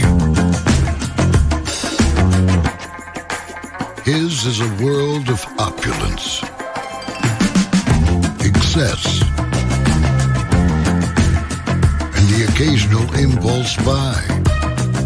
Not one to rest on his laurels, he's famous for ushering in a new age of entertainment. So, for anyone seeking a place where the sun never sets on a good time, all this awaits. I am Caesar, and I approve this palace.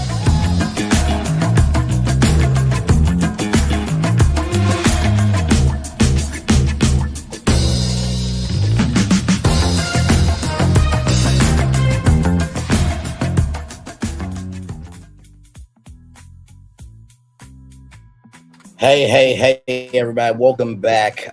This is why it's important we have discussions, because we don't know how much experience or time each person has or may have had to get to know a person or celebrity or leader or even a Disney park. Exactly. Like I said, whenever we do a deep dive live over here, and Florian and Phil, I think they can vouch for this and many others, I always find the inch in reality before I build out the tour. Every tour we've done has been finding inches of reality. What's that thing that we can talk about? Once we find out what we can talk about, then what are the circumstances of why it needs to matter? And then I make a plan to go about it. That has happened every single tour. Every single tour. So while people may feel the way that they feel, you can at least admit with this live that everything I'm doing is based on reality. I ain't making nothing up here, nor do I have to. We're at 981,000 total views off of hard work and discipline. Okay, let's roll on. Never had a problem with Charlie Kirk, nor did I dislike Charlie Kirk, because it's his fucking opinion. Who cares? However, Nicki Minaj getting invited by Erica Kirk, that already stirs a lot of controversy and brings in a lot of attention. And that has people thinking, what is Nicki Minaj truly trying to accomplish? Because when she was there, she was asked to read some of her tweets criticizing liberal laws in California, because as y'all know, she is a California, Los Angeles resident. And she also was brought on to speak on, the issue with a lot of Gavin Newsom's laws, who's been trying to push for, more trans rights and more trans visibility in schools and learning and much more things. And she's been very critical about so many things. And she credits it to being a mother, being a lot more, headstrong with her religious beliefs.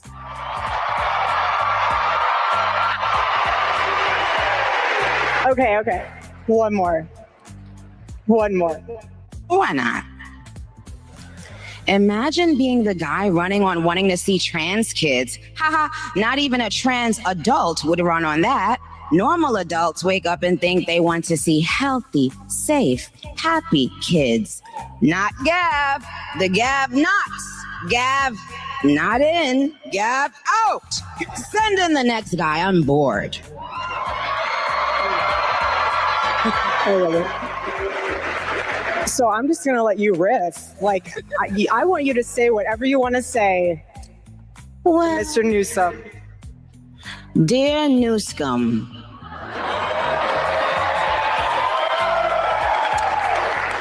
we don't have a problem cleaning up the scum if we have to. Please tread lightly. That's what I would say to Gabby Poo. Gavin Newsom is the governor of California. More specifically, a lot of people in Los Angeles don't like him because he doesn't clean up a lot of, central cities. He doesn't take care of a lot of cities. He is very liberal and he very much panders towards, very radical liberal people, which is fine. But, when shit isn't getting done and things such as, trans rights being talked about in school books is the main talking point in his campaigns, it becomes ridiculous. We didn't get into trans sports. That's an issue no one wants to hear about because 80% of the people listening disagree with my position on this. But it comes from my heart, not just my head. It wasn't a political evolution. It was position being that I don't think it's. I want to see trans kids. I have a trans godson. There's no governor that's signed more pro-trans legislation than I have, and no one has been a stronger advocate for the LGBTQ community. Now, California is one of the most progressive and liberal states. And let me just say, the reason this conversation keeps coming up and the reason why Nicki's so passionate about it is because the transgender athlete by the name of A.B. Hernandez recently went viral for being born a man and is now a trans woman. And she's basically in women's track and field. A.B. Hernandez has been competing in track and field and volleyball here at Yoruba Valley High School in Riverside since her freshman year. It's definitely crazy. I mean, I get a lot of hate comments, but I'm like, I don't care. 16-year-old girl with a mad attitude, you think I'm gonna care? When A.B. Hernandez was outed as transgender, she had no idea what to expect next. I mean, I kind of just tried to fly under the radar because, trans athletes get a lot of hate. But soon protesters were showing up to her track and field meets where she's been competing in triple jump, high jump, and long jump for 3 years. They picked the right kid for us, the wrong kid for them, because like they said, we will not back down. Protests followed her through the season, including the state championships last weekend. It's just weird at this point. I mean, they followed me for a whole season. So this is the stuff that goes on over here in California. For those of y'all that don't live over here, this is the kind of stuff that makes a lot of people not like Gavin Newsom. Hence Nicki Minaj's animosity towards him since she does live in LA. And for young men, don't be new scum.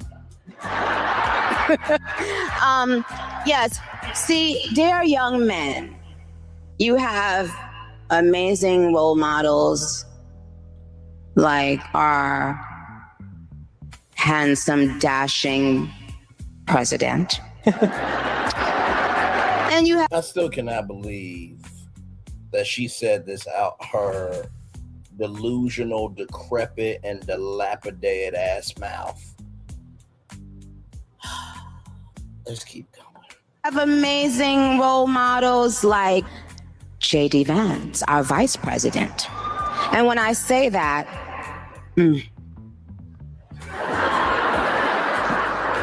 Nicki Minaj, you have officially crossed the line. I am a longtime Barb, so before any of the Barbs try to come at me and say that I'm a hater of Nicki, I don't like Nicki, I'm literally wearing the merch I got from going from her tour twice, also a signed CD up there. Now, the only reason why I'm addressing this is because I had a few comments, and also I'm very much so a proud Barb. For the past year, it has been so hard to continue my support to Nicki Minaj because of the way she's supporting the current administration right now. I have saw past, her husband, and I have never condoned that, and I never really liked him. I never supported that at all, and I was just like, you know what? It is what it is. I love Nicki Minaj, so that's something I'm willing to look past. Understanding why y'all are confused about this whole Nicki Minaj and Erica Kirk when literally the answer is so clear. This is why she was with Erica Kirk. This is why she's all of a sudden so pro-Trump. This is why she's now MAGA. And this is why she's so pro-Trump. I will agree with this brother 100%. Potentially. We'll see. Because like I said, the week is not done yet. But listen, anything is possible. We just got to talk in the group chat. And I will agree with this brother. Back to the stream here. I will agree with this brother because see, what ends up happening is when you don't know who you are, like I said, anybody can be a creator, but it takes somebody to be an artist, right? And when you cannot rest in who you are, you will do anything, right? That's why I say boys and girls go after attention, men and women go after purpose, right? And because Nicki does not have anything of her own to hold on to, she's doing anything just to exist, right? And so, there's great power that, you know, comes with being in that space. Now, those women that, you know, of course, Beyonce, Sierra, Megan Thee Stallion, those people, while they did, right, defend and, you know, stood up and this, that, and the third for, you know, Kamala Harris, they also stood on social issues too. But with what Nicki's doing, she's doing it for the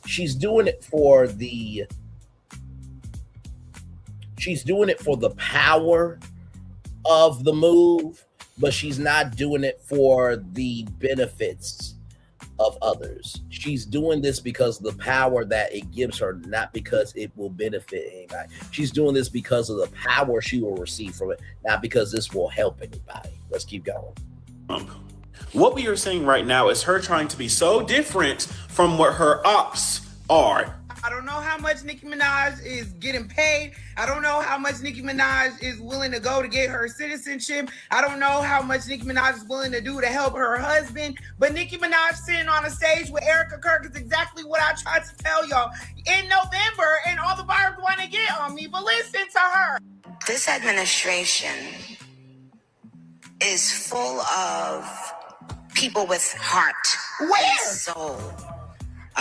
So if I support her, that means by proxy I support this administration, and I can't have that happen. I don't know if my girlfriend is going through some type of psychosis, so I wish her all the best, and I hope that she gets better soon. In this, but I do not align. When it comes to the trans and the gay community being hurt and upset, I don't know why y'all are shocked. Nicki Minaj has never been an advocate for specifically trans or gay people. She's never gotten a podium to speak up for trans or gay people. I'm just a little confused because Nicki's the same person who literally checked her co-host for misgendering T.S. Madison. That's why I'm saying, like, I don't think she's a full-on homophobe, but what she spread today was very harmful. When have we ever seen Nicki Minaj get on a stand or be at an LGBTQ parade or ever speak up for LGBTQ rights?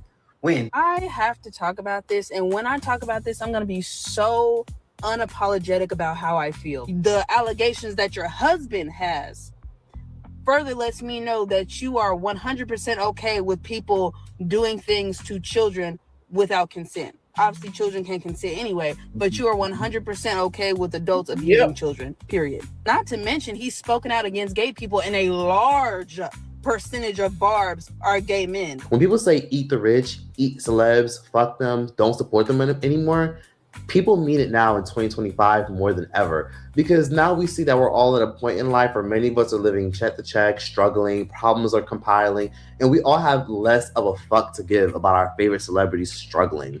So a lot of people are talking with their dollars. A lot of people are talking with their tour tickets and much more, because people aren't having it. If people don't fuck with you or don't respect you, no one's going to support you at all. And we've been seeing this very effortlessly with a lot of entertainers lately who have empty studios, empty stadiums. Some of our favorite artists who used to flex on us and tell us how they're on top of the world, only selling like a couple thousand albums on their first week. Like, imagine creating a fresh branded survey in as little as 30 seconds. Well, that's SurveyMonkey. I don't want y'all to give a fuck about no numbers with me no more. I just don't want y'all to give a fuck about no numbers, bro. Swear. Like, I don't care. I don't give a fuck if we sell 1,000 first week. I don't care. I don't. We've been seeing it persistently. So Nicki Minaj coming forth and acting like this is not a way. DDG saying that he doesn't give a fuck while also responding is giving a fuck. Now, I got some exclusive footage. Y'all want exclusive footage? What if I told you that the president of the United States and Dr. Dre had a meeting of the minds? For young people, presidents and vice presidents, no matter how well loved, shouldn't be their role model, a parent or God or his son. Yes. Correct Thornton kind of quotes what I might have said earlier this week. Now, I will say this, right? For Barack Obama, Michelle Obama, Malia, and Sasha, for my culture, we do look up to them as role models. Of course, my mom, my dad, my sister, of course, without question. But I do believe that it is important to be able to have something as a compass, right? And when that happened for my culture, it was such a watershed moment. So I think to each their own, right? That works for you. That may not work for other people, but I don't believe we should negate how other people feel. There's a thing of have no other gods before me, but me, God, right?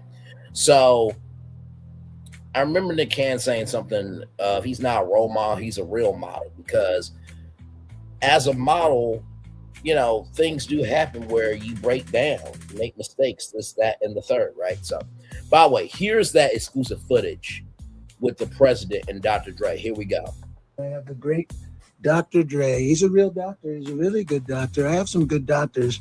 I never met a doctor that made beats. Never made it before. I don't know if he went to medical school, but I'm going to tell you right now, this guy has the best music. I love NWA. Bro, I'm not doing this. No. Negroes with attitude. We're not doing this. He's a Negro with a great attitude. I love this guy. He's one of my favorite black producers. You're so great. You're so amazing. I swear to God, all your music.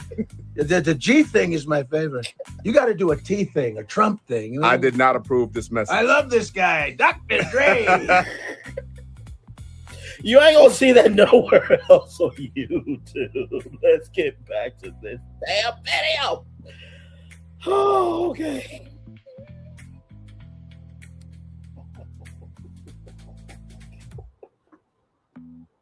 It was the Negroes with attitudes for me. I'm not surprised that people are having a very negative reaction, but she's not necessarily going to be canceled. She even recently stated on Twitter, can't cancel Nicki because Nicki doesn't care enough to actually be canceled. Who the fuck is Nicki Minaj? She famously stated that this week, and it's very abundantly clear that she just doesn't care anymore. And it obviously stems from a lot of other things. However, Nicki Minaj has a strong problem with him because, again, he plays a big role on higher taxes in California, and he also plays a big role on a lot of the strong-ass shutdowns and mandates during the Pandemic Express. During the Pandemic Express, California has some of the strictest rules next to New York City about restaurants, the fact that we had to put on these dumbass masks and you couldn't take them off until you sat at your table, which was the dumbest shit ever, in my personal opinion. And now, while it's his personal opinion, there were people that, you know, they wore the mask for their own health. Like, for example, I work in retail. I work at a grocery store, right? So during that time, imagine me, you know, touching, you know, product, this, that, and the third, right? And so for me, I got the vaccine and I did the mask because, for one, hello, I'm around people all the time. So I think to each their own with this, right? And I think the mask thing got pretty much weaponized a little too damn much. Give me one moment, y'all. Give me one moment. I'll be right back. Hang on. Give me one moment. There we go. Here. Caesar. Just look at him. Politician. General. Author. Ruler. Man.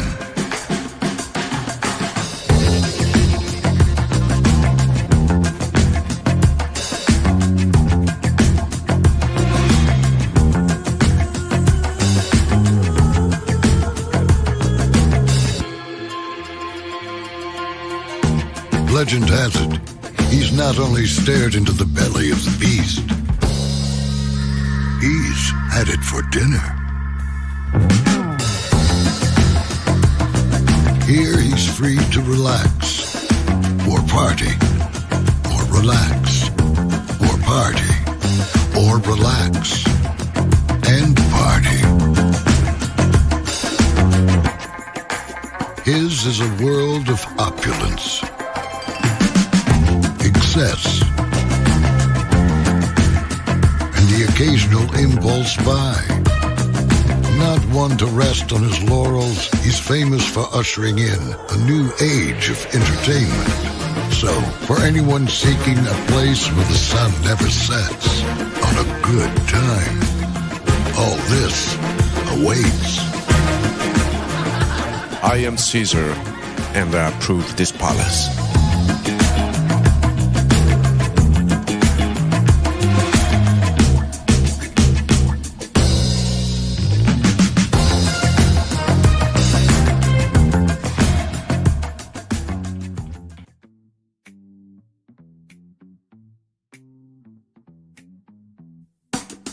Caesar. Just look at him. Politician. General. Author. Ruler. Man.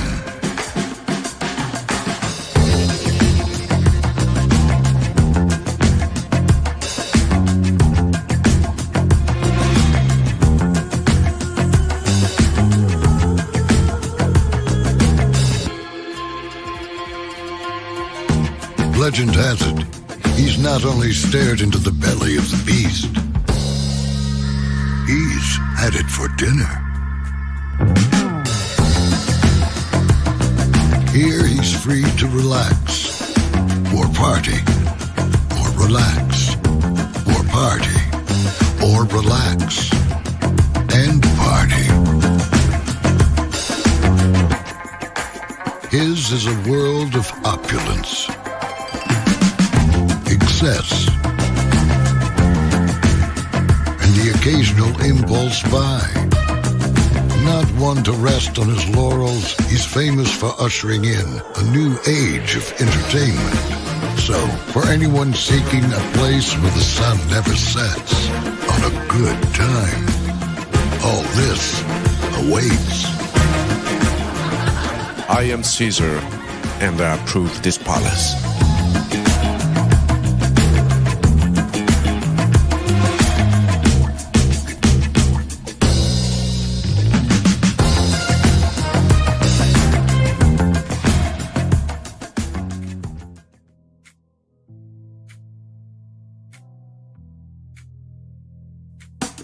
Caesar.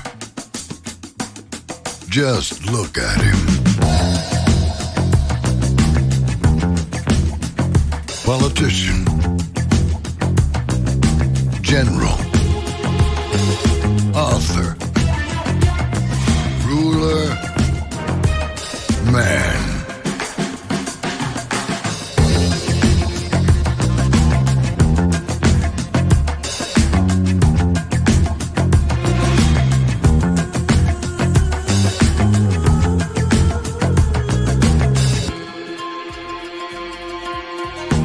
Legend has it, he's not only stared into the belly of the beast,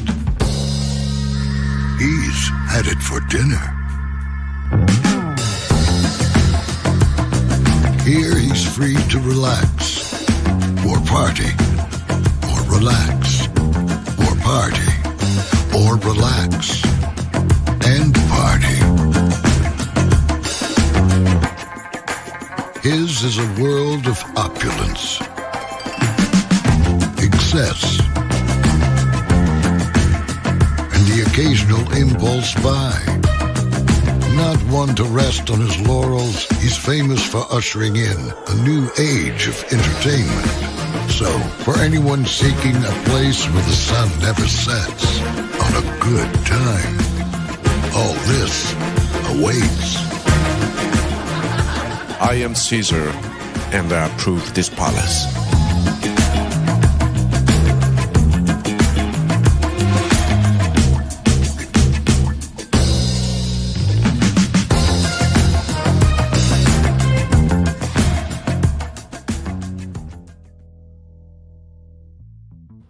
Hey, I'm back, y'all. I'm sorry I had to let some stuff go. But with that being said, though, I was at a grocery store every day, right? So I could not risk my health. I remember when the theme parks went through the masking and the vaccines. And also, so you got to think about all the hospitals, right? All the doctors and nurses and CNAs and everybody, right? So I think while Troyce is right to have his opinion, I do think the masking did save a lot of lives. I will definitely say that. So let's keep going. He plays a big role in that. And Nicki Minaj never forgot that. And I'll never forget when Nicki Minaj tweeted this. She tweeted a photo of Kamala literally slamming the door behind her and a bunch of people recording her. And it obviously is an AI-generated photo, but Nicki Minaj captioned it, "We did it, Joe." Basically, a play on words for Kamala's catchphrase. And it's so interesting that she tweeted that because, again, if you look closer at the image, it's very clear that this was definitely symbolism for they're going to keep the entire country shut down and not working for another full couple of months to a year. Nicki Minaj never forgot that, because she even criticized back in 2021 the mandates with the vaccines. You know, she essentially said that she wasn't sure about getting the COVID vaccination because she felt a way about the fact that one of her cousins ended up getting it. One of her cousins ended up getting it for her husband, and his testicles ended up swelling, and a bunch more. And she got a ton of backlash from the right and the liberal side. Okay, I have 2 million followers. You have 22 million followers on Twitter. For you to use your platform to encourage our community to not protect themselves and save their lives, my God, sister, you could do better than that. You got that platform. It's a blessing. It's a blessing that you got that people listen to you, and they listen to you more than they listen to me. For you to use your platform to put people in the position of dying from a disease they don't have to die from. Oh my God, as a fan, as a hip hop fan, as somebody who was your fan, I'm so sad that you did that. So sad that you did that, sister. Oh my God. And she was even used as a political punching bag at the Academy Awards. We had to get vax to come here, you know what I mean? I got vax. I did not have a reaction like Nicki Minaj's cousin's friend, okay?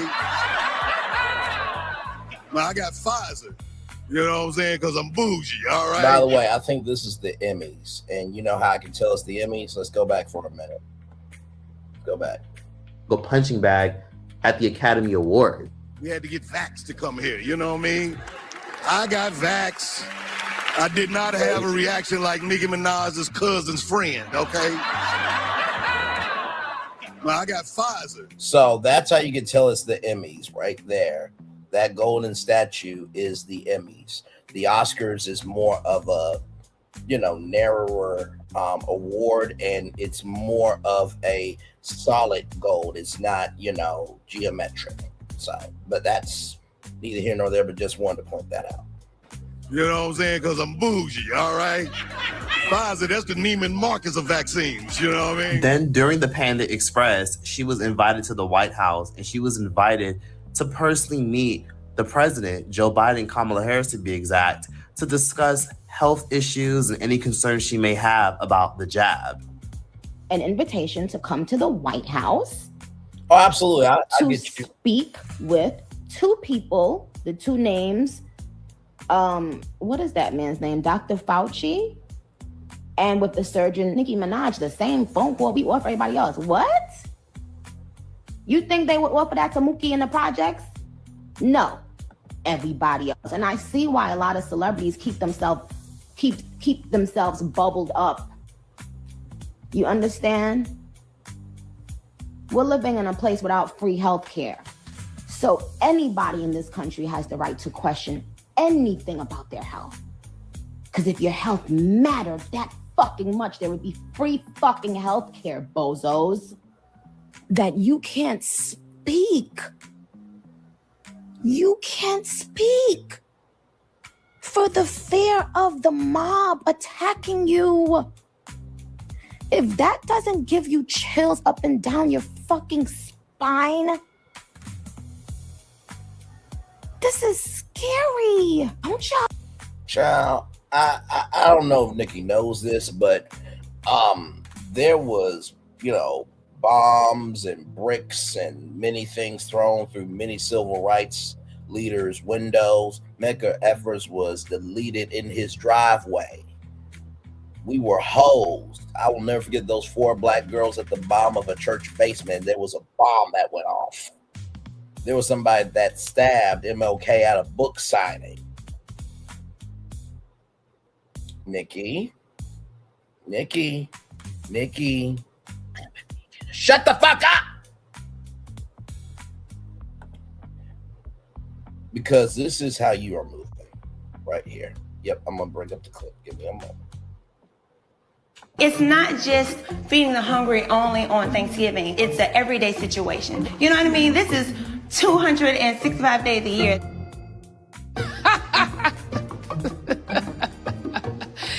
That is funny. 265 days? Where the hell that bitch live at? It's not just... We don't know where that bitch live at. Let's keep going. Y'all see that We are living now in that time where people will turn their back on you, not agreeing, but people will isolate you if you simply speak and ask a question. Y'all don't see what the fuck is happening? Okay. So let's test this. Hey guys, listen. Got a question for you.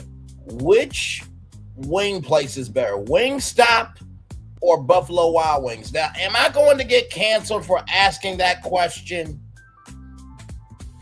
Am I going to be isolated?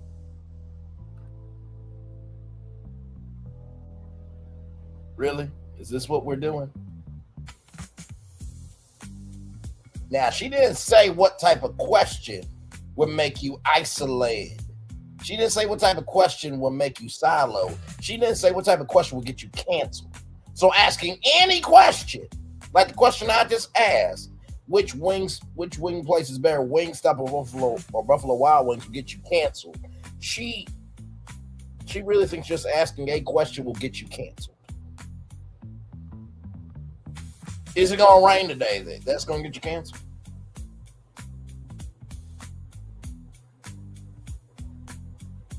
Hey, there's an event going on that might help my career. Is that going to get me canceled for asking about the conference? Come on now. Let's not be stupid.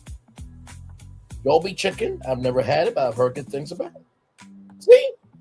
Answer the question, but I didn't get canceled for it. Let's keep going.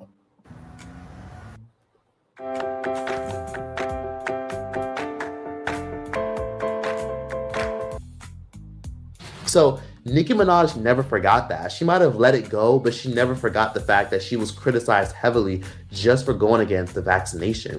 But the thing about Nicki Minaj is she's self-made and she has a very major fan base. She's not going to just disappear because she disagrees or goes against the grain. But I will say this all started where a lot of her fans started to flip on her because of her stance about Nigeria. Protecting Christians in Nigeria is not about taking sides or dividing people.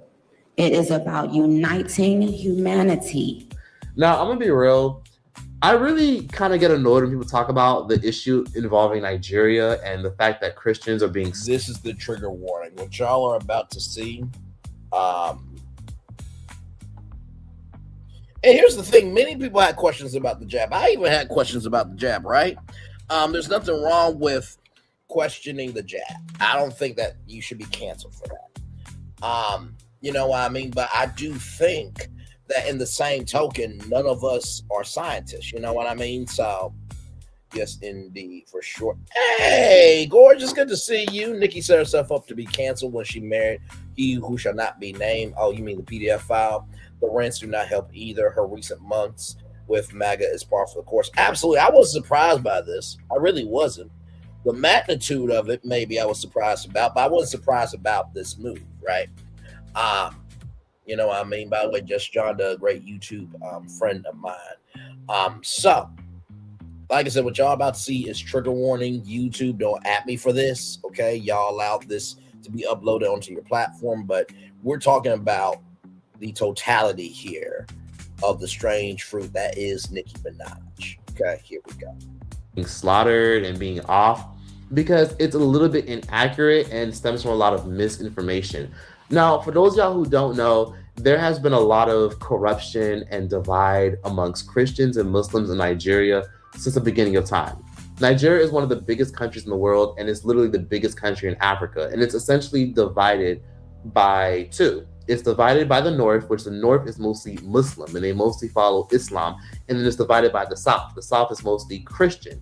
Since the South is mostly Christian, they often have different belief systems, different traditional beliefs in terms of like food, the way they dress, the way they eat, and the way they move. And essentially, Nigeria has damn near 100 tribes.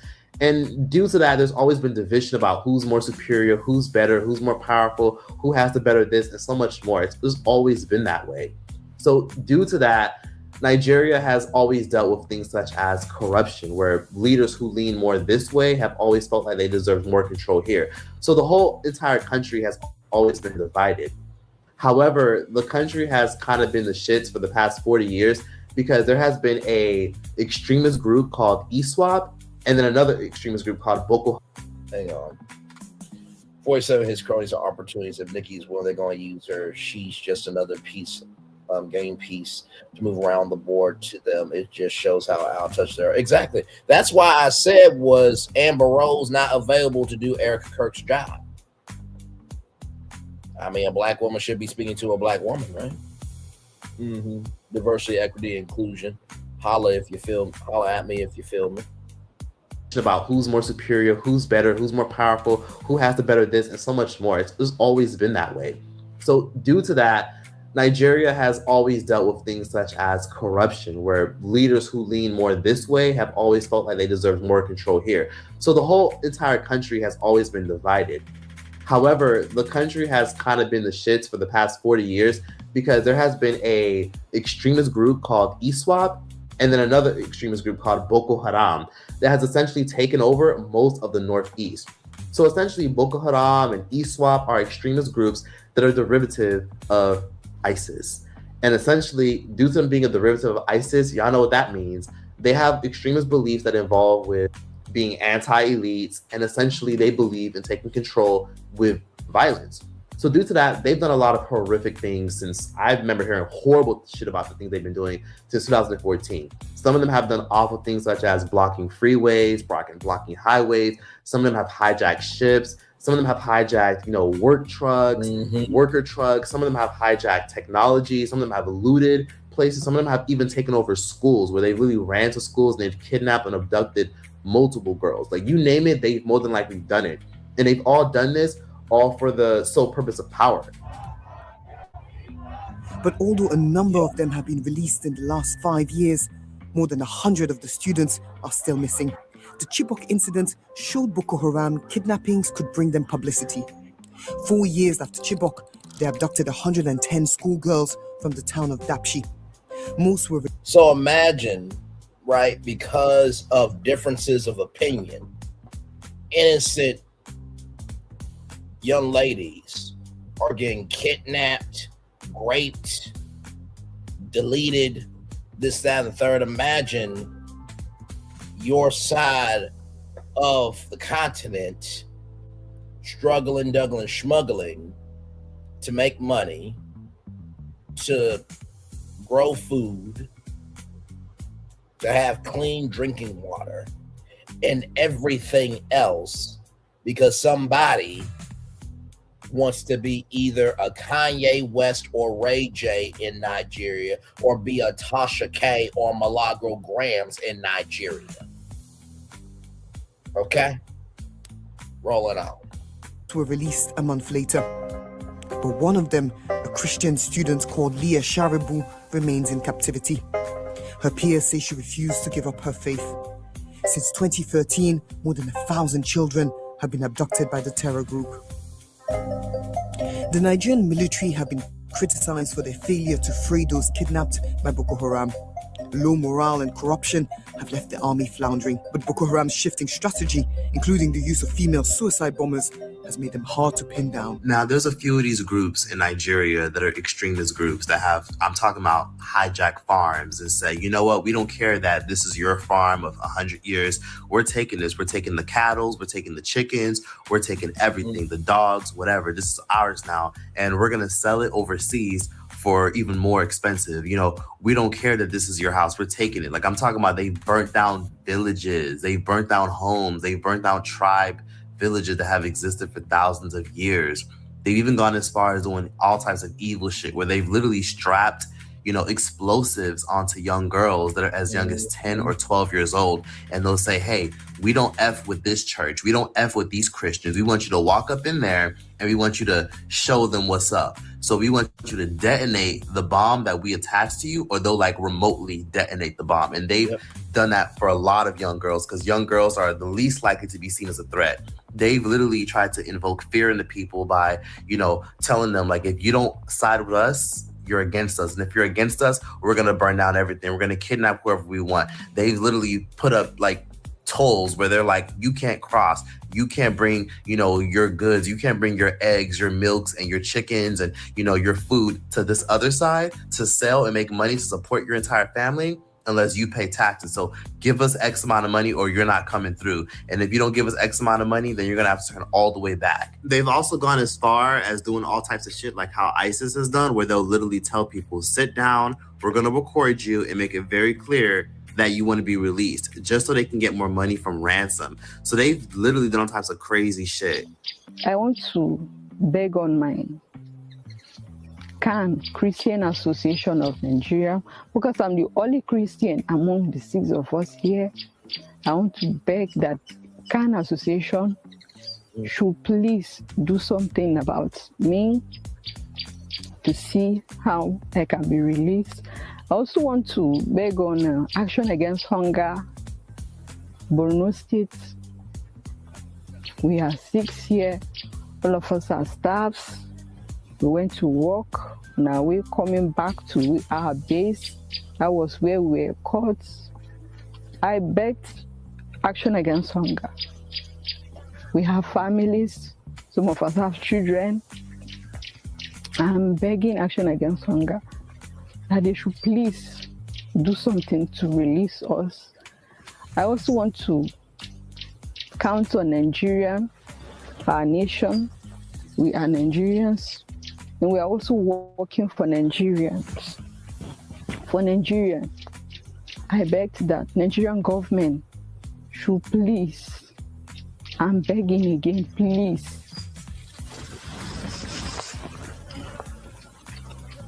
do something to see that we are released, because this has occurred before in this organization, Red Cross, where some ladies were caught, Hawa and Zipporah.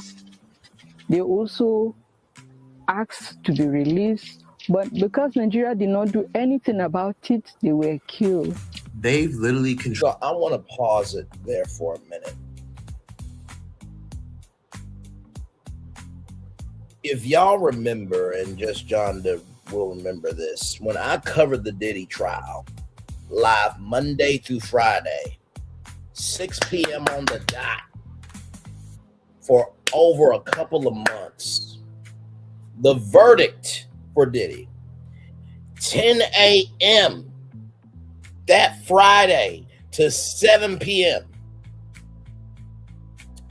The reason why I bring this up is because I think a lot of times in life, people want to be about something, and because of the magnitude of the possibility of what could be for them, they'll go after it without understanding the weight of responsibility. Let me come on the big screen and say that 2 more times.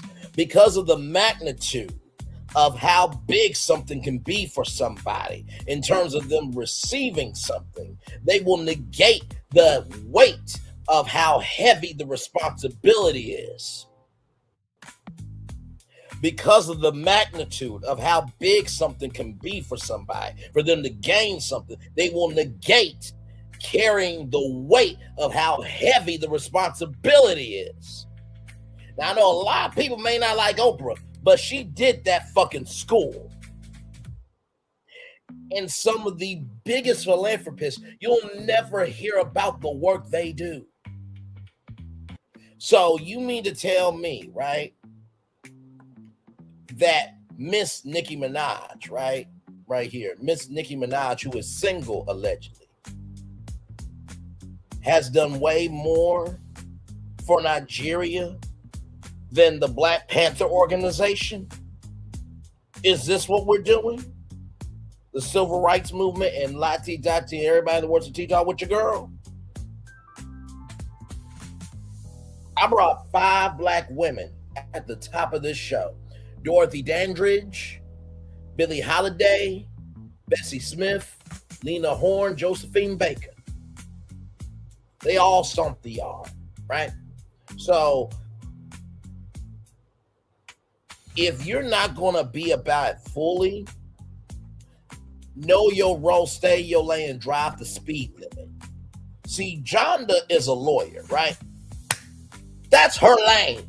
I'm not getting in that lane. However, there's an off-ramp called social commentary. And when pop culture and law intersect, I can go on that off-ramp. But if I get on that highway of law, I need to understand that I'm only speaking about the facts as they are. That's what we call giving a fuck about responsibility. Let's keep going.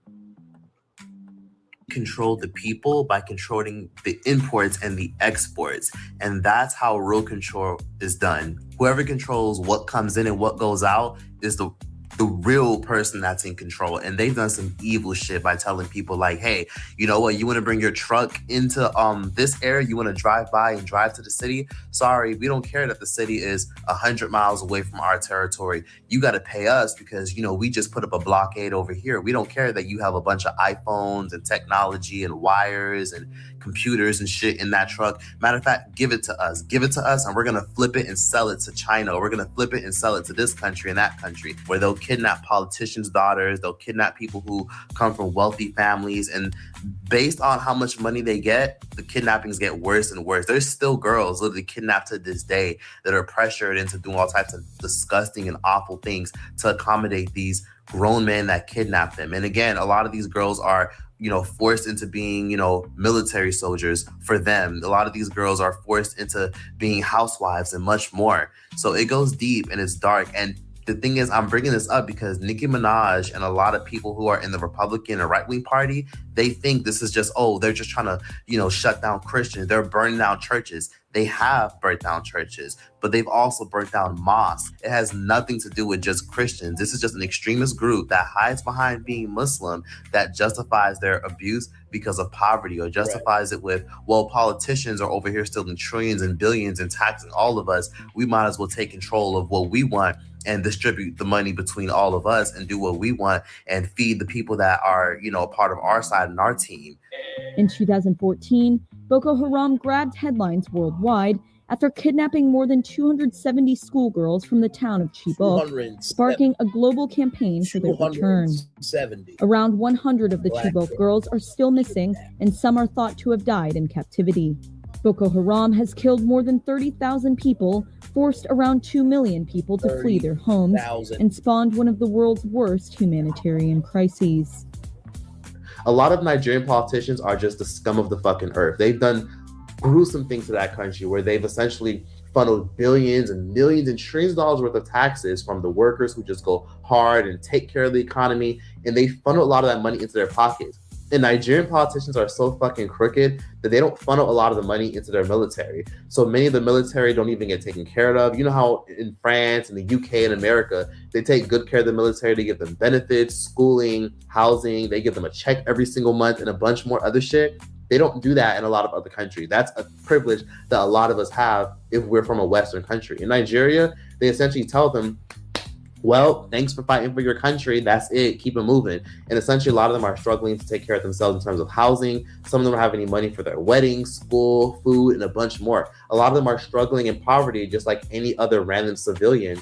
And they fought for the entire country. So due to that, Boko Haram and ISWAP have essentially rebelled, and they've done a lot of horrific things. They've used things such as Islam to justify taking control of the entire fucking Northeast. They've essentially gone to villages and they've completely wiped out people. And by the way, when 9/11 happened, right, which was a horrible, disgusting, and tragic event, that did not represent every Muslim. Let me say that again.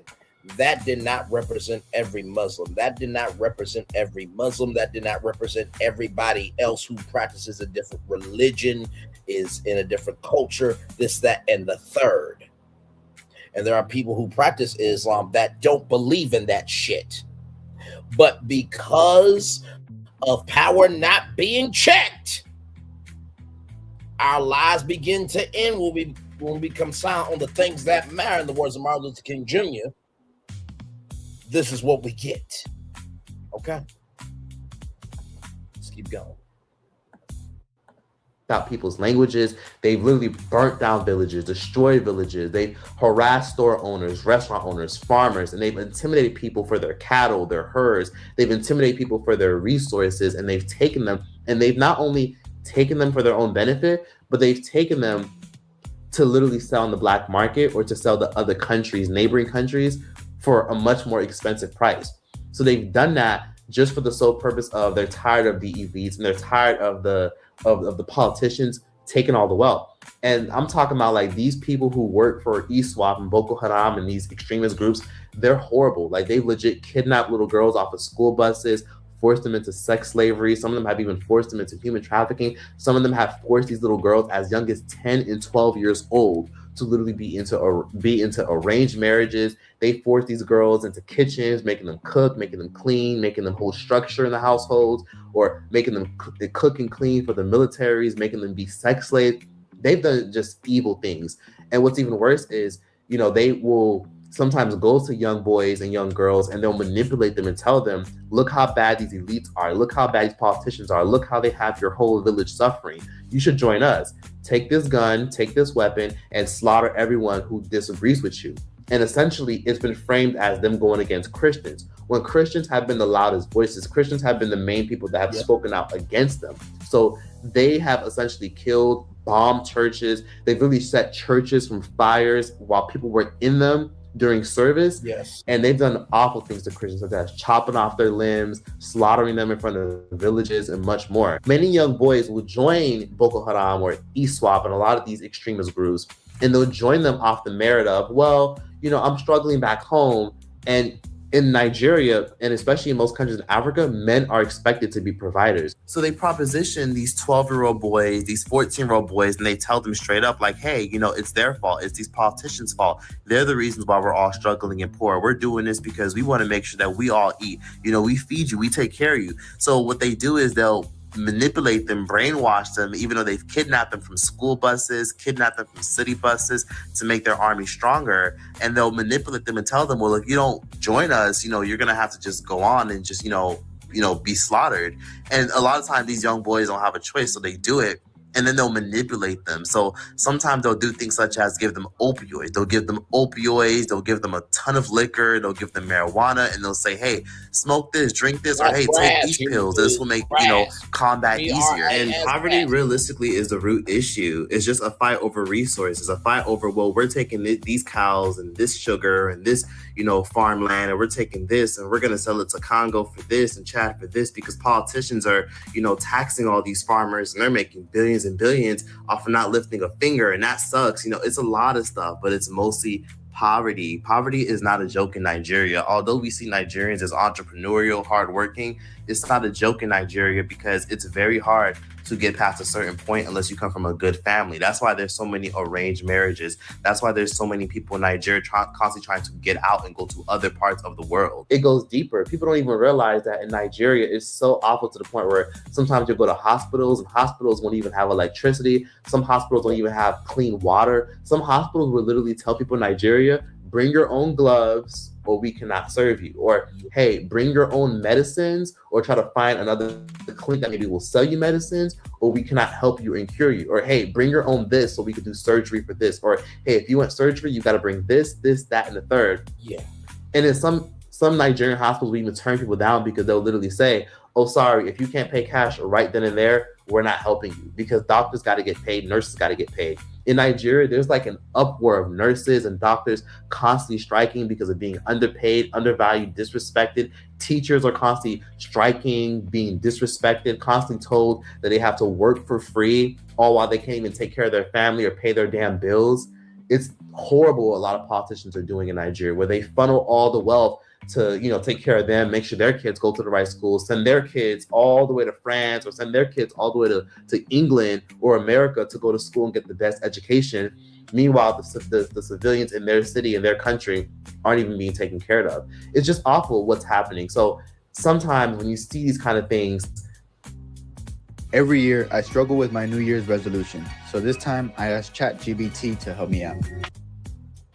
It creates justification for a lot of these young men and these young girls to join these extremist groups. they'll think, oh, okay, whatever, fine. If they're giving me a gun, they're giving me power, and they're giving me food, why not? I guess I might as well, terrorize a whole village and, slaughter anyone that disagrees with me.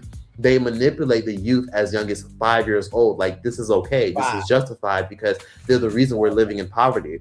So they teach these young boys to, if you see a boat coming this way, make sure you intimidate them and tell them to pay you a certain amount or they can't cross. That's the shit people don't talk about in the media and has existed for literally over 50 years.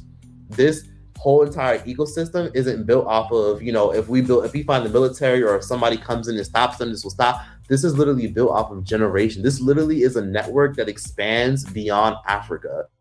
So there's other neighboring countries as well that are also partnering with this and allow this shit. It's so much deeper than just what Nicki Minaj is talking about. And I wish if Nicki Minaj was going to talk about this, she would talk about it all. And I think Nicki Minaj isn't fully informed to even have an opinion about this kind of shit. And it's a shame that, again, these politicians are just using her as like they're basically using her as a headline to promote whatever the fuck they got going on. But that's all I have to say on that. I hope you guys enjoyed my entire breakdown. I hope you guys can see where I'm coming from. If not, please just leave your thoughts and opinions in the comment section down below.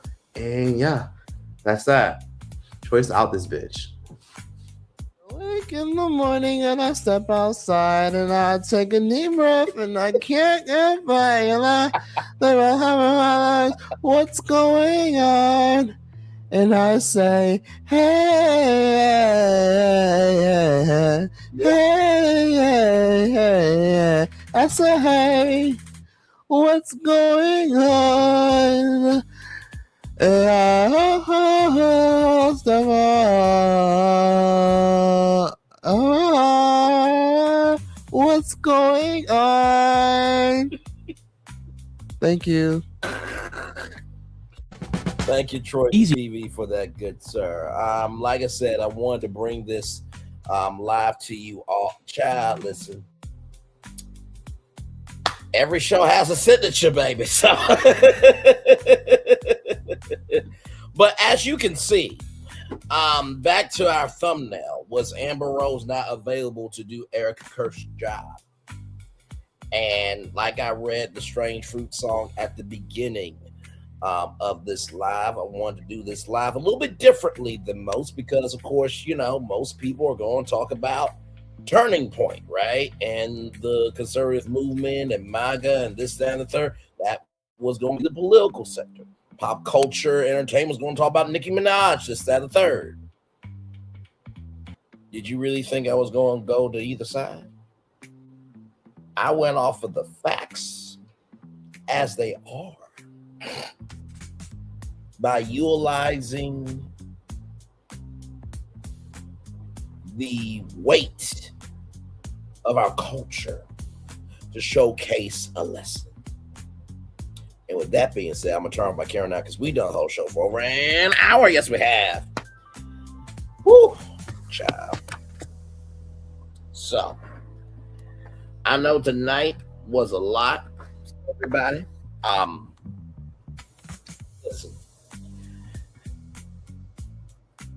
This is the second to last week of 2025, right? And I have to tell you that this was probably one of the most heavy virtual tours that we've done this year. And we've done many tours. We've done over 1,000 live streams, right? So, believe me, you.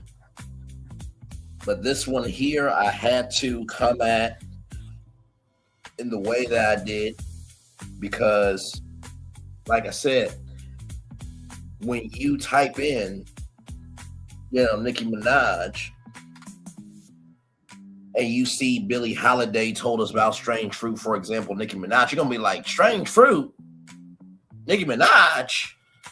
How does that relate to Nicki Minaj? And how is she Strange Fruit? Are you saying that Nicki Minaj is going to be hanged up in a tree somewhere and blood is going to be on the leaves? Not physically, but digitally for damn sure. And socially.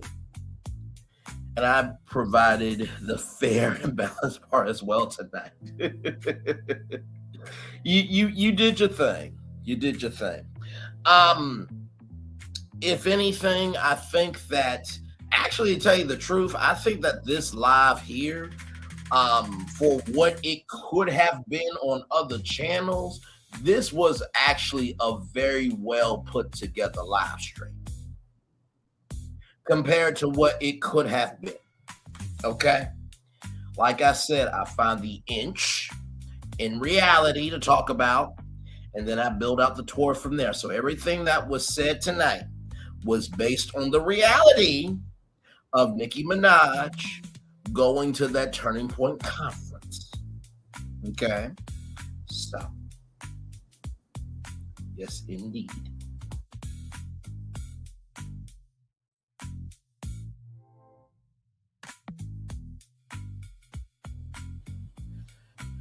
So, yeah. I'm sure that impression of 47 getting it from Nicki Minaj is probably not going to sit right with some people. But listen, Nicki Minaj made that face of she wanted the president, so I just made that happen.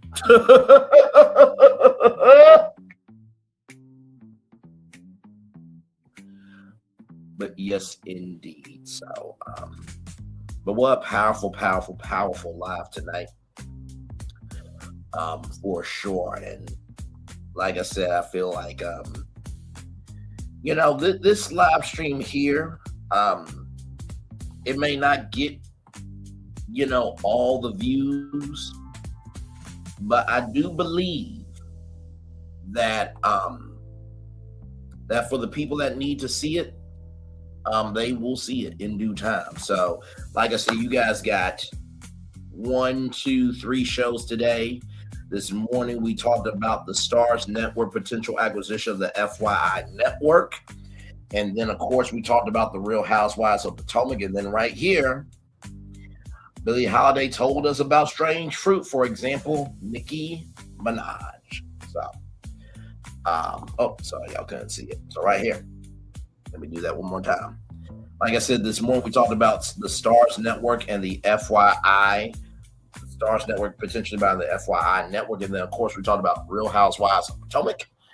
And now you are watching Billie Holiday told us about Strange Fruit, for example, Nicki Minaj. And before that, this Ready to Love show right here. Man, if y'all are not watching Ready to Love, it's a good season. We have been reviewing every episode, myself, GG9, and Talk with Solana, Dr. Ucha. Then, of course, we're covering the Orcephos. We talked about that. Could CBS be a power chip? We did talk about that because there was a media prediction that Paramount could divest CBS. We talked about that. We also talked about Charlamagne the God's $200 million deal. We also talked about the breaking news of TikTok's new U.S. venture. We talked about the Oscars coming to YouTube. We talked about here many things. We talked about Arcade 1-Up still being safe. We talked about Six Flags and Magic Mountain and Looney Tunes, of course, Married to Medicine. So you got plenty of content to catch up on, everybody. Okay? You do.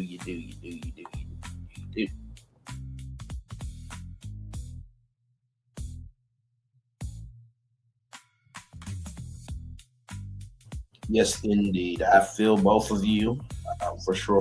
So, like I said, I ain't got no daily motivator for y'all because I already read it. But I do believe we need a break for a minute. So we're going to take a little break and we'll be back with more Burnley's Virtual Tour Live right after this. We are live on tour. Like, comment, share, subscribe. We'll be back right after this rolling.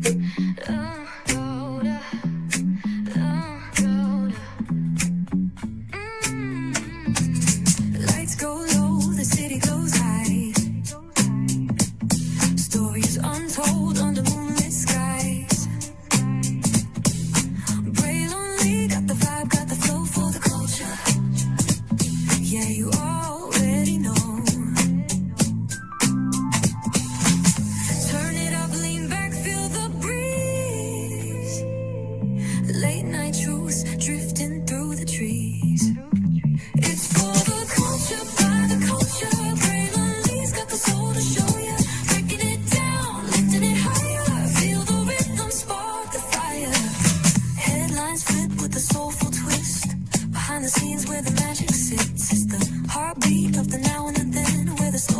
starts and never ends. Tune in, lean and feel the groove. Every moment, a vibe you can't lose. It's for the culture, by the culture. Braylon's got the soul to show you. Breaking it down, lifting it higher. Feel the rhythm, spark the fire.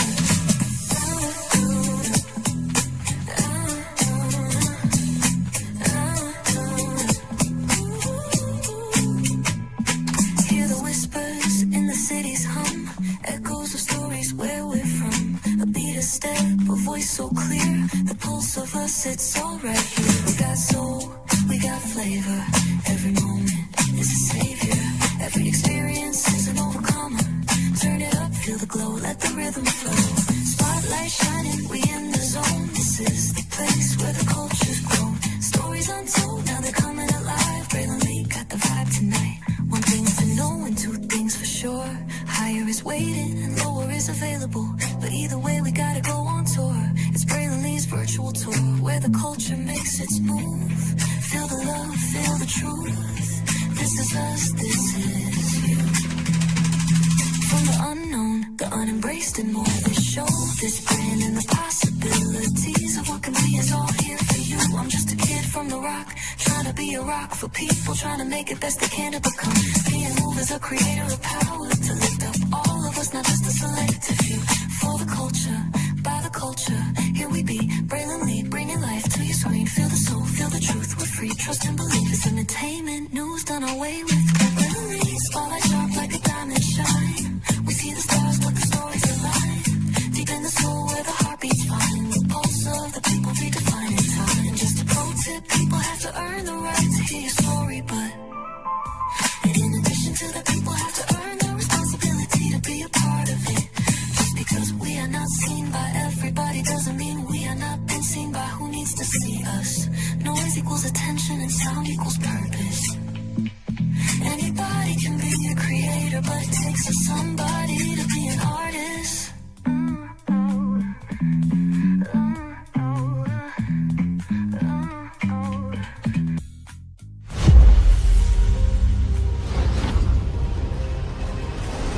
Beyond this gate, find gardens green and epic worlds to fill your dreams.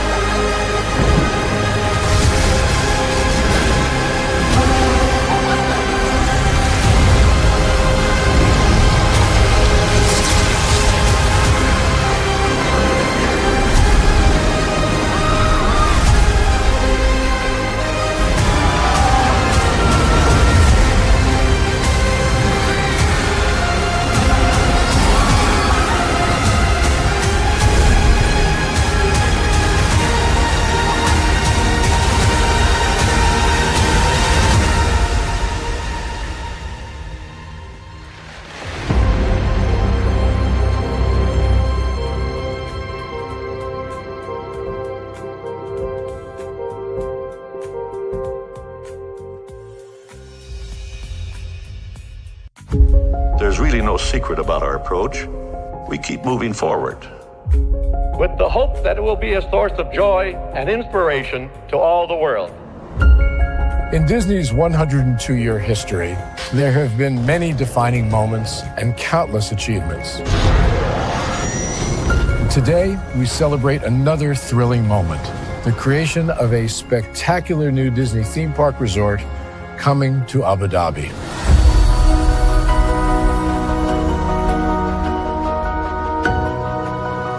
Abu Dhabi is a place where heritage meets innovation, a place where we preserve our past while designing the future. Bringing a Disney theme park resort to Yas Island, Abu Dhabi, marks a historic milestone in our journey as a global family destination. The 7th Disney theme park resort destination represents a new frontier in theme park ambitions. Our resort in Abu Dhabi will be the most advanced and interactive destination in our entire portfolio. The location of our park is incredibly unique. It's anchored by a beautiful waterfront, which will allow us to tell our stories in completely new ways. Ultimately, this project will be a celebration of what's possible when creativity and progress come together.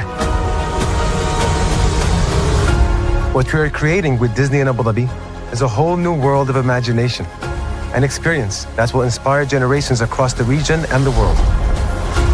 This collaboration represents a powerful fusion of Disney's unmatched legacy in storytelling and Mira's commitment to bringing world-class entertainment to our guests. Abu Dhabi's vision for the future is to create a legacy for generations to come. Disneyland Abu Dhabi will be authentically Disney and distinctly Emirati. An oasis of extraordinary Disney entertainment at this crossroads of the world. It will bring to life our timeless characters and stories in many new ways, becoming a source of joy and inspiration for the people of this vast region to enjoy for generations to come.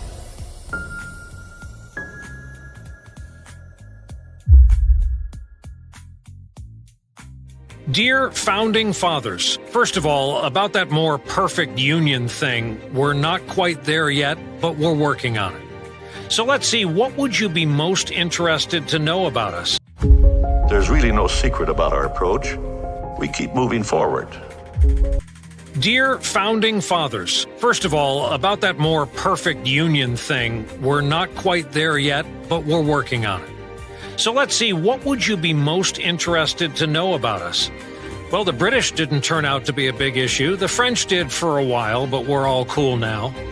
Let's talk about democracy, our republic. We became a great nation, and while imperfect, we've done some great things. 2 American brothers figured out how to fly, and we haven't stopped since. D-Day was incredible. A victory for democracy, defeat for tyranny. And who did we fight alongside? The British. In the summer of 1969, we landed on the moon. We did that a couple of times. George Washington turned out to be the most popular among all of you. He's on our money. He's got his own monument. A bridge was named after him. So was the center of our government. That's where our Congress sits. We spell it, by the way, with 2 S's now. But here in what you named the United States, we are not united.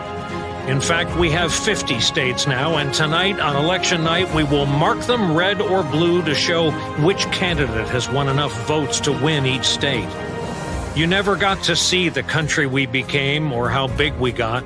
We've got 350 million people now. You didn't see women as equal members of society. Tonight, a woman is on the ballot for president for the 2nd time. You left us to fight a civil war to abolish something most of you practiced, the enslavement of human beings. And in all the years since, we the people have taken on the push for equality, and it's still a struggle every day. If I'm being honest, there still is not a lot that unites us. There was a day this past spring when the sun went away just briefly. People wept, they cheered at the sight of it, they got engaged, they got married, but mostly they were there united in their amazement. Tonight is a messy one for us. It's election night. We pick a new president between a former president and the current vice president. Last time we did this, it was far from the peaceful process you envision. No one ever said striving to be a more perfect union would be easy. Whatever happens tonight, we'll have a republic tomorrow and the next day, but please, Founding Fathers, please grant us the wisdom and the strength to get through this and work this out. This is our home. I've spent all my life calling this the greatest nation on earth. Thank you for all that you did. I know you left us believing you'd done the best you could. We'll take it from here. And look at the time. Our election night starts right now.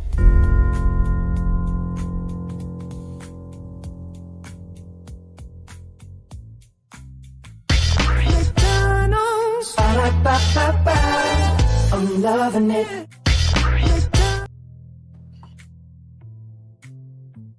I'm loving y'all right back.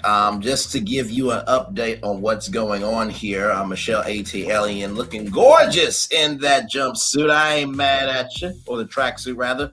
You see this? Nicki deletes IG. Deletes IG. Here's how real it is. Where the fuck did her page go? Not everybody going here to look for Nicki's Instagram page. Laughing emojis, literally me right now. Literally me right now. Respectfully, don't speak for the Black community anymore. Speak for you and your island. Most celebrities are MAGA supporters for the tax cuts he provides for wealthy individuals. They just don't want to admit it because they obviously want you to continue buying their stuff. People are allowed to support who they want. We have to stop crying when we look when someone we look up to doesn't agree with our political beliefs or express themselves in a way and we don't like it. I have a strong feeling that most of the people talking about probably didn't even know. A large reason she's a part of that organization now is because she feels they closely align with Christian beliefs more than the Democrat Party. I disagree with a lot of the hatred that's spewed, but throwing it right back or becoming volatile or violent isn't going to make the difference. Very well said. So here's her page. I click it. Not available. I'm going to do that 2 more times. Click it. Not available. 1 more time. Click it. Not available. So, yeah. And I'm going to come on camera to finish out this show. Because yours truly said a lot tonight on camera, so I think it's only fitting that I end on camera. Don't you agree? Whew, Lord Jesus. Gather thine self together here. Okay. Now, I know you're probably thinking, where did that intro come from with the Dear Founding Fathers? That came from the one and only Brian Williams. I wanted to play that because that introduction to election night was not only one of the most brilliant, smoothest, and most grounded intros I've ever heard, but it says a lot about how we are a divided nation. How the Founding Fathers left us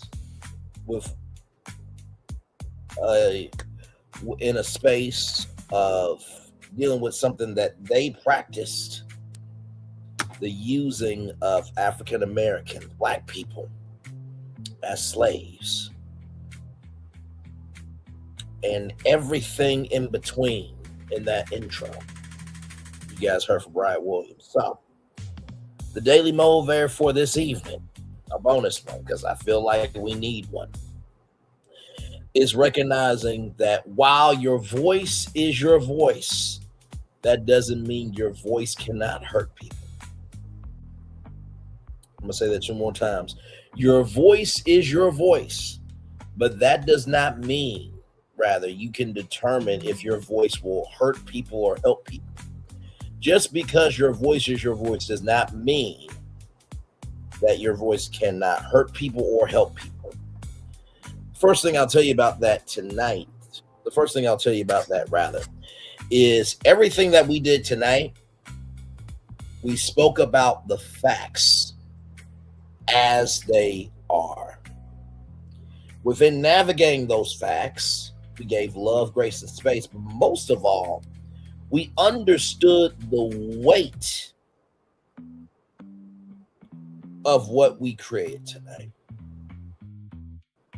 And I think with Nicki Minaj, she wanted to do something to say I'm here. But the problem is, and this is where media gets tricky. Me is hard to get into, harder to stay in, and the hardest to maintain, because your existence is determined by if people give a fuck about you or not. So the first thing about your voice is your voice, but that doesn't mean it can't help or hurt people. Information is a powerful tool and a dangerous weapon. And when you utilize information as a weapon, you cannot complain about where you've been stabbed at with the sword of information that you want to use upon others. That's the first thing I'll say.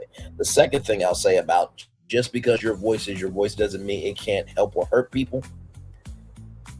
You know how when you go to the doctor and the doctor says, hey, I'm going to write you out a prescription for this, that, and the third, or we're going to put you on a regimen, this, that, and the third.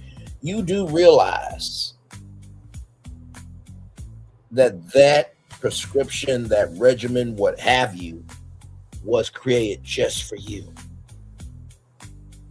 And a lot of times the reasons why we don't really live as long as we want to is because we don't respect the process that it took for a solution to form for us. So the second thing about your voice is your voice, but that doesn't mean it can't help or hurt people. Recognize that within your voice, to respect the process of how you move. I remember some Tyler Perry said when it came to visionaries inside the creative mind, he said, I pray before I release my movies and TV shows to the world, because after that, I'm responsible for why I create. That's the second thing I'll tell you. The third and final thing I'll tell you is that at the beginning, middle, end of the day, I said this in my description box, what is probably going to happen with Nicki Minaj is I'm sure that there will be a media division, right? Or a cultural division at Turning Point USA that Nicki Minaj will run, and she'll get to have her own show through Turning Point Media, this, that, and the third. But recognize this, though. If 47's supporters could have a straw that broke the camel's back moment by the president not releasing the Epstein files, even though everything else wasn't breaking the camel's back, and this, what Nicki Minaj did, broke the camel's back for the Barbs, what does that tell you? Even the most delusional, deranged, and decrepit fan bases have limits. Your voice is your voice, but that does not mean it cannot help or hurt people. If a white man and a black woman both have straw that broke the camel's back, that should tell you something. How you think and how you move determines the blessings and curses that come your way. With that being said, everybody, it's time for the best outro on YouTube. Know what you do and do what you know. Never say you weren't born special, because you are always born a blessing and trust. You may not be where you want to be, but by the end of it, you'll be where you need to be. Do what you've been chosen to do. Wise one thing to call yourself. It's nothing chosen. One love, much love, all love. I have spent time with you. You have spent time with me. And hopefully by spending time together, we'll rise some great together. But always remember, what you're doing, radio, television, YouTube, living your best life, or You're just showcasing the fact that, listen, everybody's got the right to do what they want to do. But also, too, you just recognize when you go back to that social bank and, you try to make a deposit, don't be surprised if the teller says, oh, I'm sorry, we can't accept that check. Because the way you moved with your account outside this bank does not move with the integrity of what we do here. Actions have rewards and consequences. Make sure the replay is not just for if you watch it, not just for if you listen to it, but if you want to experience it again. I love you. I value you. I embrace you all. Always remember, receive love, you gotta give it, receive love, you gotta give it, receive love, you gotta give it. Whatever obstacles you've overcome, where successes you have achieved upon this particular day, I'm extremely proud of you, but no one else is proud. Be proud of your damn self. And finally, y'all, we have, as of right now, 1, 2, 3, 4, 5, 6, 7, 8, 9 more days, about to be 8. Let us not forget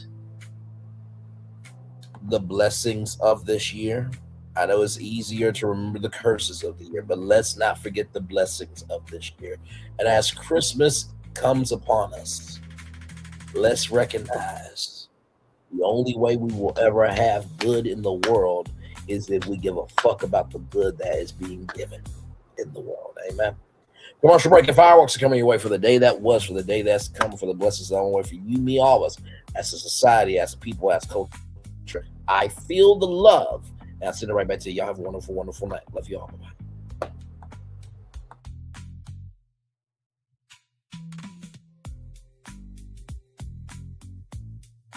I thought I should tell you they've been talking about you. Yeah, they've been talking about you.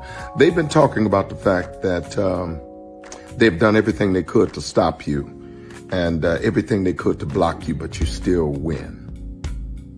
They've been talking about the fact that they have undermined your success and they have tried to sabotage your seasons, but you keep winning. They've been talking about the fact that even though they don't like each other, they get together to try to kill you, but you keep winning. They've been talking about the fact that you were voted least likely to succeed, but like cream, you keep rising to the top. They've been talking about how they tried to burn your world down, but like the phoenix, you rose from the ashes. They've been talking about you. And you know what they say? Oh, she's just lucky. He's just lucky. But no, you ain't lucky. You're anointed. You got something on you. You got favor on you. You got power on you. You were born to win. Now they can call it luck, but it's grace. They can call it luck, but it's favor. But whatever they call it, it doesn't matter, because you know what God calls you? Do you know what God calls you? A winner. I thought I should tell you they've been talking about you. Yeah, they've been talking about you. They've been talking about the fact that they've done everything they could to stop you and everything they could to block you, but you still win. They've been talking about the fact that they have undermined your success and they have tried to sabotage your seasons, but you keep winning. They've been talking about the fact that even though they don't like each other, they get together to try to kill you, but you keep winning. They've been talking about the fact that you were voted least likely to succeed, but like cream, you keep rising to the top. They've been talking about how they tried to burn your world down, but like the phoenix, you rose from the ashes. They've been talking about you. And you know what they say? Oh, she's just lucky. He's just lucky. But no, you ain't lucky. You're anointed. You got something on you. You got favor on you. You got power on you. You were born to win. Now they can call it luck, but it's grace. They can call it luck, but it's favor. But whatever they call it, it doesn't matter, because you know what God calls you? Do you know what God calls you? A winner. I thought I should tell you they've been talking about you. Yeah, they've been talking about you. They've been talking about the fact that they've done everything they could to stop you and everything they could to block you, but you still win. They've been talking about the fact that they have undermined your success and they have tried to sabotage your seasons, but you keep winning. They've been talking about the fact that even though they don't like each other, they get together to try to kill you, but you keep winning. They've been talking about the fact that you were voted least likely to succeed, but like cream, you keep rising to the top. They've been talking about how they tried to burn your world down, but like the phoenix, you rose from the ashes. They've been talking about you. And you know what they say? Oh, she's just lucky. He's just lucky. But no, you ain't lucky. You're anointed. You got something on you. You got favor on you. You got power on you. You were born to win. Now they can call it luck, but it's grace. They can call it luck, but it's favor. But whatever they call it, it doesn't matter, because you know what God calls you?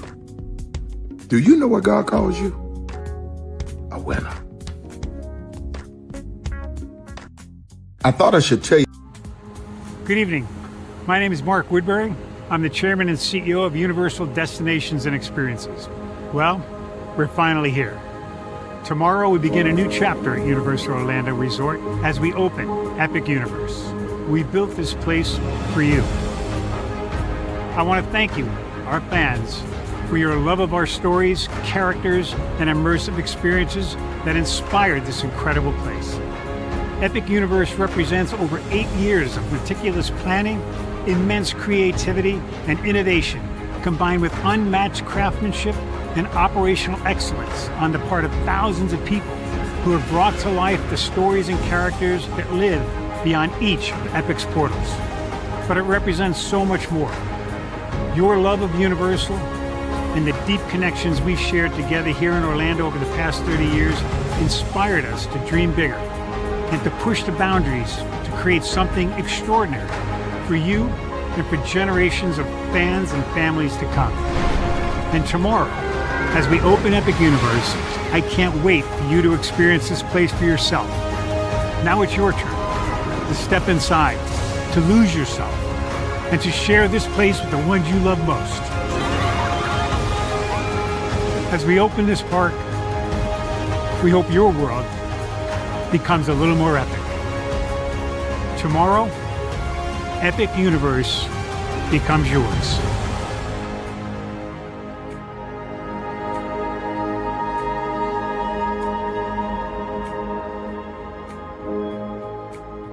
Are video games getting too expensive? This episode, we want to find some common ground because the CEOs want to raise the price even more. Not with these broken ass games. $5 million. That's how much San Andreas costs to make. Is it their fault for selling or our fault for buying? Corporations claim all this stuff. Devs say otherwise. Sports gamers, cozy gamers, whatever you call the people who play Power Wash Simulator. I think it stings a little bit more because I'm spending my actual money and my mom is not. Imagine they get rid of all movie theaters and then charge you the same price to watch the same movie at home. That's like every streaming service. It doesn't have to be the longest of games, but am I having fun with it? This is Lex. I'm Ronell. Let's get right into it.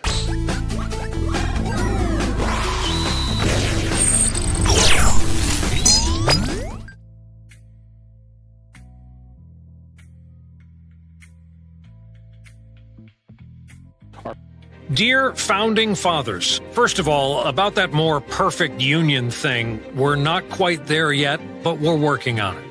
So let's see, what would you be most interested to know about us? Well, the British didn't turn out to be a big issue. The French did for a while, but we're all cool now. Let's talk about democracy, our republic. We became a great nation, and while imperfect, we've done some great things. 2 American brothers figured out how to fly, and we haven't stopped since. D-Day was incredible. A victory for democracy, defeat for tyranny. And who did we fight alongside? The British. In the summer of 1969, we landed on the moon. We did that a couple of times.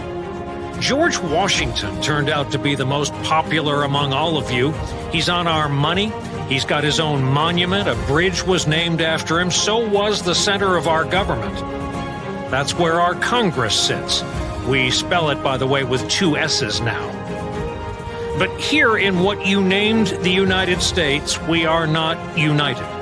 In fact, we have 50 states now, and tonight, on election night, we will mark them red or blue to show which candidate has won enough votes to win each state. You never got to see the country we became or how big we got. We've got 350 million people now. You didn't see women as equal members of society. Tonight, a woman is on the ballot for president for the second time. You left us to fight a civil war to abolish something most of you practiced, the enslavement of human beings. And in all the years since, we the people have taken on the push for equality, and it's still a struggle every day. If I'm being honest, there still is not a lot that unites us. There was a day this past spring when the sun went away just briefly. People wept, they cheered at the sight of it, they got engaged, they got married, but mostly they were there united in their amazement. Tonight is a messy one for us. It's election night. We pick a new president between a former president and the current vice president. Last time we did this, it was far from the peaceful process you envisioned. No one ever said striving to be a more perfect union would be easy. Whatever happens tonight, we'll have a republic tomorrow and the next day, but please, Founding Fathers, please grant us the wisdom and the strength to get through this and work this out. This is our home. I've spent all my life calling this the greatest nation on earth. Thank you for all that you did. I know you left us believing you'd done the best you could. We'll take it from here. And look at the time. Our election night starts right now.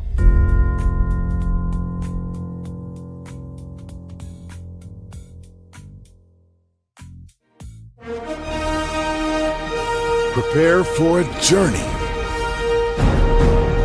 beyond imagination, beyond belief, beyond anything you've experienced before. Universal Epic Universe, a new theme park where you'll step through extraordinary portals to 5 immersive worlds.